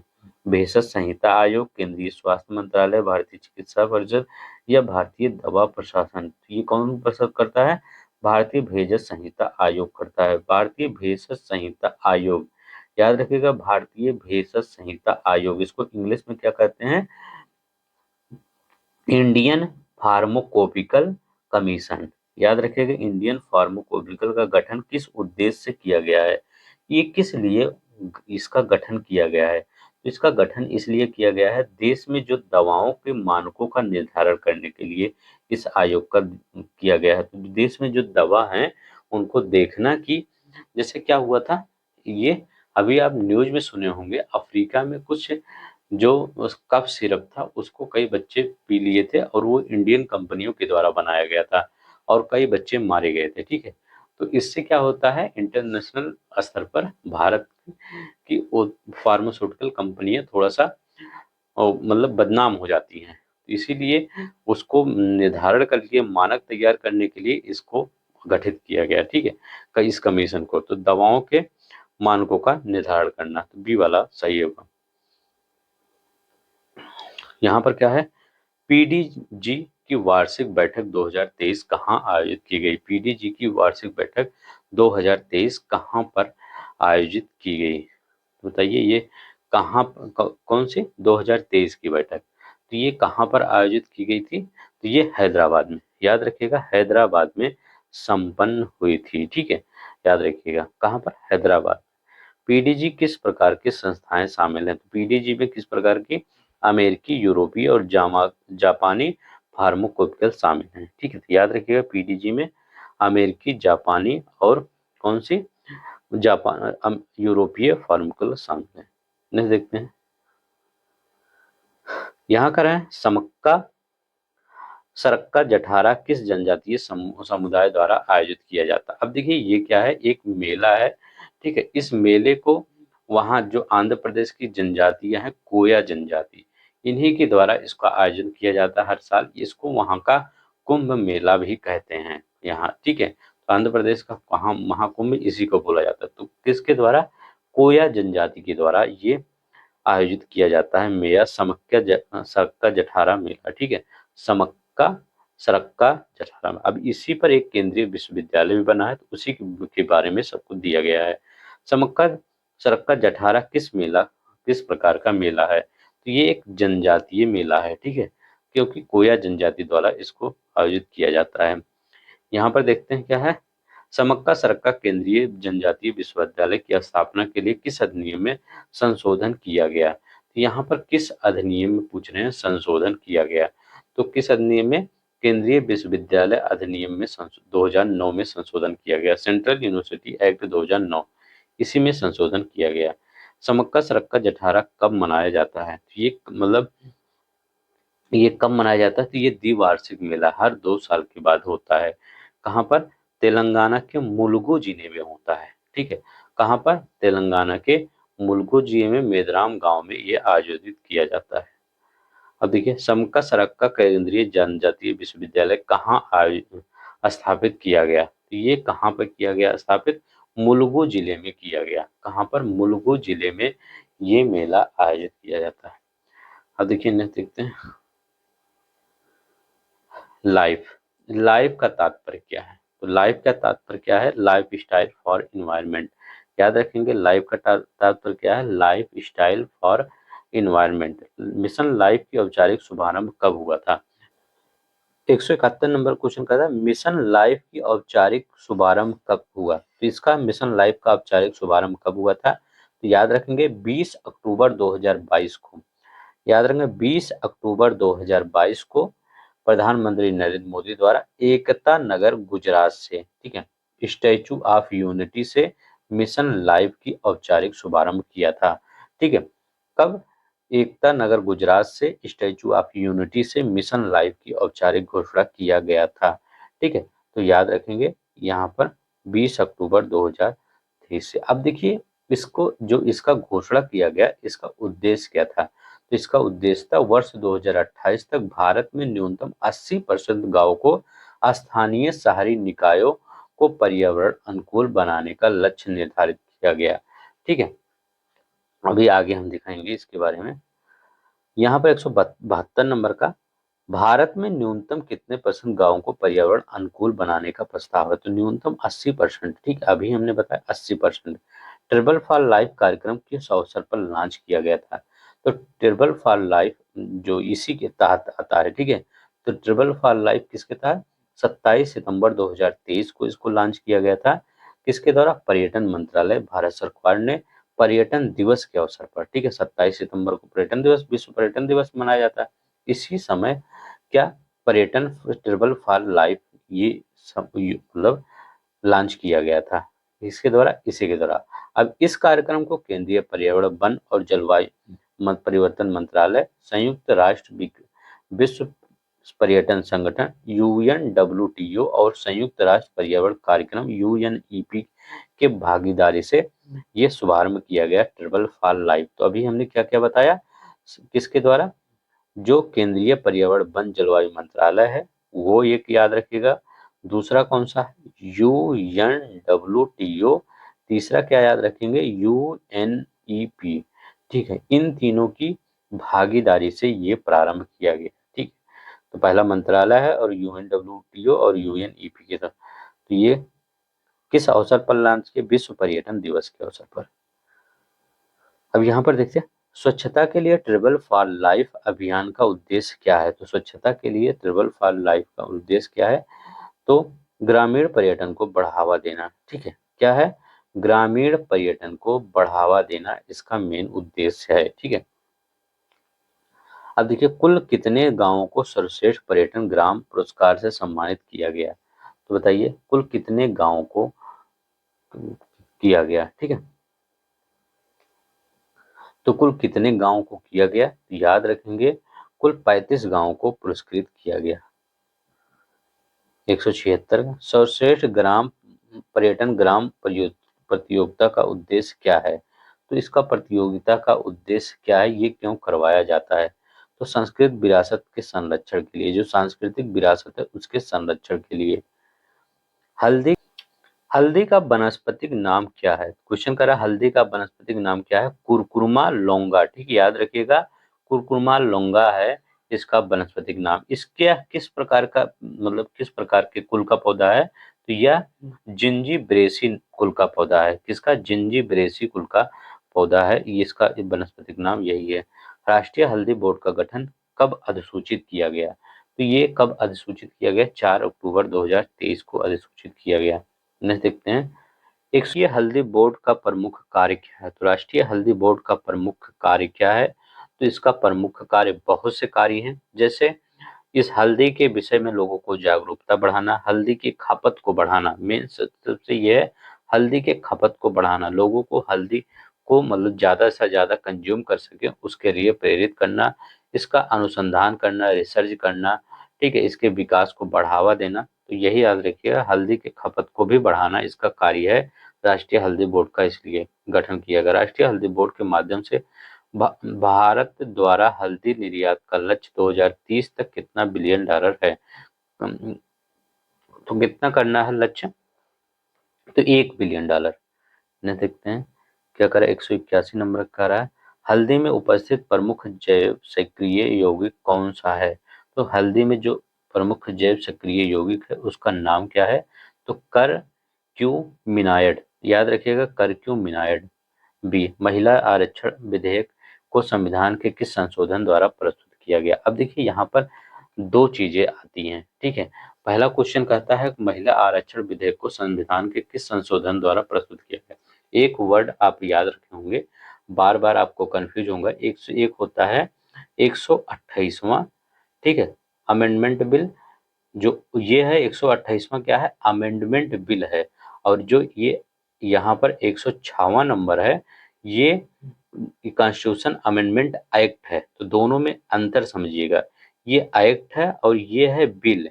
तो एक्ट और बिल में अंतर क्या होता है अभी मैं बताता हूँ। देखिए, जैसे कि आप कई अधिकारी बन गए, ठीक है, तो आपके जब अधिकारी बन गए, किसी ऑफिस में बैठे हैं, तो आपके पास कई बिल आएंगे। मान लीजिए कई फाइलें आएंगी, फाइलें मतलब बिल आएंगे, मतलब फाइलें, बिल से मैं रिलेट कर रहा हूँ। तो कई बिल आएंगे, लेकिन हर बिल को आप थोड़ी पास कर देंगे। जो बिल अच्छा होगा, मतलब जो लोगों की भला के लिए होगा, जो मतलब समाज के हित के लिए होगा, वही बिल आप पास करेंगे। सब कुछ तो पास नहीं करेंगे। तो इसीलिए ये 128 बिल नंबर का बिल आया था संसद में, लेकिन ठीक है, और ये 106वां नंबर एक्ट बन गया। ठीक है, तो याद रखिएगा, बिल तो बहुत आए हैं, मतलब बिल बहुत ज्यादा आते हैं, लेकिन संसद द्वारा सब थोड़ी पारित पारित हो जाते हैं। तो जो पारित हुआ वो 106वां के नंबर का था। ठीक है, तो याद रखिएगा, 128 आ चुके हैं अभी और 106 ही पारित हुए हैं। तो जो 106वां पारित हुआ है वो यही है, महिला आरक्षण विधेयक संविधान के किस संशोधन द्वारा प्रस्तुत किया गया? तो किस संशोधन के द्वारा ये प्रस्तुत किया गया, ये बताना है। तो किसके द्वारा? 128वां संशोधन द्वारा प्रस्तुत किया गया। बिल के बारे में बात कर रहे हैं। अब देखिए, अधिनियम बनाया गया, एक कौन एक्ट बनाया गया? 106वां अधिनियम बनाया गया। अभी वो भी हो सकता है। ठीक है, महिला आरक्षण विधेयक कब पारित किया गया? तो महिला आरक्षण विधेयक कर रहे हैं, ये कब पारित किया गया? तो याद रखिएगा, अगर लोकसभा से बात करते हैं तो ये लोकसभा में ये कब पारित किया गया? तो लोकसभा में 20 सितंबर 2023 को पारित किया गया। कब? 20 सितंबर 2023 को। राज्यसभा में इसके एक दिन बाद 21 सितंबर को 2023 को राष्ट्रपति के द्वारा, मतलब राज्यसभा के द्वारा। फिर 28 जो सितंबर आता है, 28 सितंबर को किसके द्वारा, ये जो राष्ट्रपति हैं उनके द्वारा इस पर मोहर लगा दी जाती है। कब, 28 सितंबर को इस पर राष्ट्रपति स्वीकृति देते हैं। ठीक है, फिर 106वां संशोधन अधिनियम एक एक्ट बन जाता है। ठीक है, तो यहाँ पर सिर्फ 20 ही लगा दीजिए। ठीक है, तो 20 को ये लोकसभा में प्रस्तुत किया गया था, पारित किया गया था, मतलब पारित किया गया था 20 सितंबर को लोकसभा से। महिला आरक्षण विधेयक नारी शक्ति बंधन अधिनियम नाम किसने दिया था, तो ये प्रधानमंत्री मोदी जी ने इसका नाम दिया था। किसने, नारी शक्ति बंधन अधिनियम। ठीक है, तो ये याद रखेंगे कौन सा, नारी शक्ति। अब क्या होता है इसमें, इसमें 33% आरक्षण दिया जाएगा, जो चाहे इसमें जो विधायक ये सब चुनाव होता है ये इसमें, ठीक है, ये विधायक सांसद ये सब जो चुनाव होता है इसी में महिलाओं को 33% आरक्षण दिया जाएगा। कहाँ किस किस में लागू होगा, लोकसभा के इलेक्शन में लागू होगा, राज्यसभा के मतलब पीएम के सीएम के इलेक्शन में लागू होगा। ठीक है, तो याद रखेंगे। नेक्स्ट देखते हैं। अब यहाँ पर देखते हैं महिला आरक्षण विधेयक नारी शक्ति अधिनियम का नाम किसने, नरेंद्र मोदी जी ने। महिला आरक्षण विधेयक के अंतर्गत महिलाओं को कितनी सीटें आरक्षित की गई हैं, तो महिलाओं को कितनी सीटें आरक्षित की गई, 33%। नहीं देखते हैं यहाँ कह रहा, क्या कह रहा है, एक मिनट, हाँ एक मिनट, यही क्वेश्चन था, हाँ 33%, 186 नंबर का क्वेश्चन देखते हैं। करा संविधान 106वां संशोधन अधिनियम, देखिए एक्ट बन गया 2023, किसके अंतर्गत अनुच्छेद में संशोधन किया गया, तो किस के अंतर्गत, तो ये 239 ए, याद रखिएगा 239 ए में संशोधन किया गया। महिला आरक्षण विधेयक लागू होने से किस प्रक्रिया का पालन किया जाएगा, तो लागू होना, अगर जो ये महिला आरक्षण है इसको लागू होने से पहले पहले परिसीमन, तो डिलिमिटेशन जो करवाया जाएगा उसको करवाया जाएगा, तभी उसको लागू किया जाएगा। ठीक है, नेक्स्ट देखते हैं। यहाँ पे क्या करा, महिला आरक्षण को कितने वर्षों के लिए प्रदान किया गया है, तो पहले इसको कितने वर्षों के लिए अभी प्रदान किया जाएगा, 15 वर्षों के लिए, अभी लागू नहीं हुआ, आगे 2-4 साल में लागू हो जाएगा। ठीक है, प्रधानमंत्री विश्वकर्मा योजना कब लॉन्च की गई, तो प्रधानमंत्री विश्वकर्मा योजना से संबंधित है, तो ये कब लॉन्च किया गया था, तो ये प्रधानमंत्री मोदी द्वारा कब, प्रधानमंत्री मोदी द्वारा विश्वकर्मा जयंती के अवसर पर इसको लॉन्च किया गया था। 17 सितंबर को हर साल मनाया जाता है विश्वकर्मा जयंती। ठीक है, तो 17 सितंबर 2023 को भगवान विश्वकर्मा जो एक सबसे बड़े इंजीनियर कहलाते हैं। ठीक है, यहाँ पर क्या है, प्रधानमंत्री विश्वकर्मा योजना की टैग लाइन क्या है, जिसकी टैग लाइन है सम्मान सामर्थ्य और समृद्धि। सम्मान सामर्थ्य और समृद्धि, ये बहुत इंपॉर्टेंट क्वेश्चन है, ऐसे क्वेश्चन आते हैं। प्रधानमंत्री विश्वकर्मा योजना के तहत कितने पारंपरिक व्यवसायों को शामिल किया जाएगा, कितने पारंपरिक व्यवसायों को, तो 18 पारंपरिक व्यवसायों को शामिल किया जाएगा। अब देखिए, प्रधानमंत्री विश्वकर्मा योजना का नोडल मंत्रालय कौन सा है, तो नोडल मंत्रालय इसका कौन सा है, ये बहुत इंपॉर्टेंट है। नोडल मंत्रालय कौन इसके अंतर्गत कार्य करेगा, तो इसमें कौन सा, सूक्ष्म लघु और मध्यम उद्यम मंत्रालय। ठीक है, याद रखिए, बी आंसर सही हो जाएगा। प्रधानमंत्री विश्वकर्मा योजना की अवधि कितने वर्ष की होगी, याद रखिएगा इस योजना की अवधि निर्धारित की गई 2023-24 से 2027-28, मतलब 5 साल की होगी। 23-24 से 27-28 तक 5 साल की होगी। ठीक है, अब यहाँ पे करें, किस प्रकार का कार्ड प्रमाण पत्र कारीगरों को दिए जाएंगे, तो ये विश्वकर्मा आईडी और पीएम विश्वकर्मा प्रमाण पत्र दिया जाएगा। ठीक है, विश्वकर्मा आईडी और पीएम प्रमाण पत्र दिया जाएगा। प्रधानमंत्री विश्वकर्मा योजना का मुख्य उद्देश्य क्या है, मुख्य उद्देश्य क्या है प्रधानमंत्री विश्वकर्मा योजना का, तो इसका उद्देश्य क्या है, यही सबसे ज्यादा इंपॉर्टेंट है। कोई पूछ ले कि ये क्यों लाया गया सरकार के द्वारा, तो आपको बताना पड़ेगा ये क्यों लाया गया। तो ये क्यों लाया गया, विश्वकर्मा के कौशल उन्नयन और मान्यता प्रदान करना। ठीक है, तो कौशल मतलब उनके कौशल को बढ़ाना और मान्यता प्रदान करना। ठीक है, ये याद रखिएगा। इसमें कई लोग शामिल हैं, जैसे याद रखिएगा विश्वकर्मा योजना में जो 18 पारंपरिक व्यवसाय हैं, बढ़ई हुआ, नाव बनाने वाला, अस्त्र बनाने, ताला बनाने वाला, स्वर्णकार, कुंभार, मूर्तिकार, ये सब जो हैं, झाड़ू बनाने वाले, जूट बुनकर, ये सभी आ जाते हैं। ठीक है, 18 हैं व्यवसाय लगभग। अब 196 देखते हैं, आयुष्मान भारत योजना का मुख्य उद्देश्य क्या है, तो आयुष्मान भारत योजना का मुख्य उद्देश्य क्या है, सार्वभौमिक स्वास्थ्य कवरेज इसका मुख्य उद्देश्य है। ठीक है, कर आयुष्मान भारत में कितने स्तंभ हैं? तो इसमें 4 स्तंभ है। चारों स्तंभ कौन कौन सा है? स्वास्थ्य एवं कल्याण केंद्र स्थापित करना, मतलब जो 4 स्तंभ है।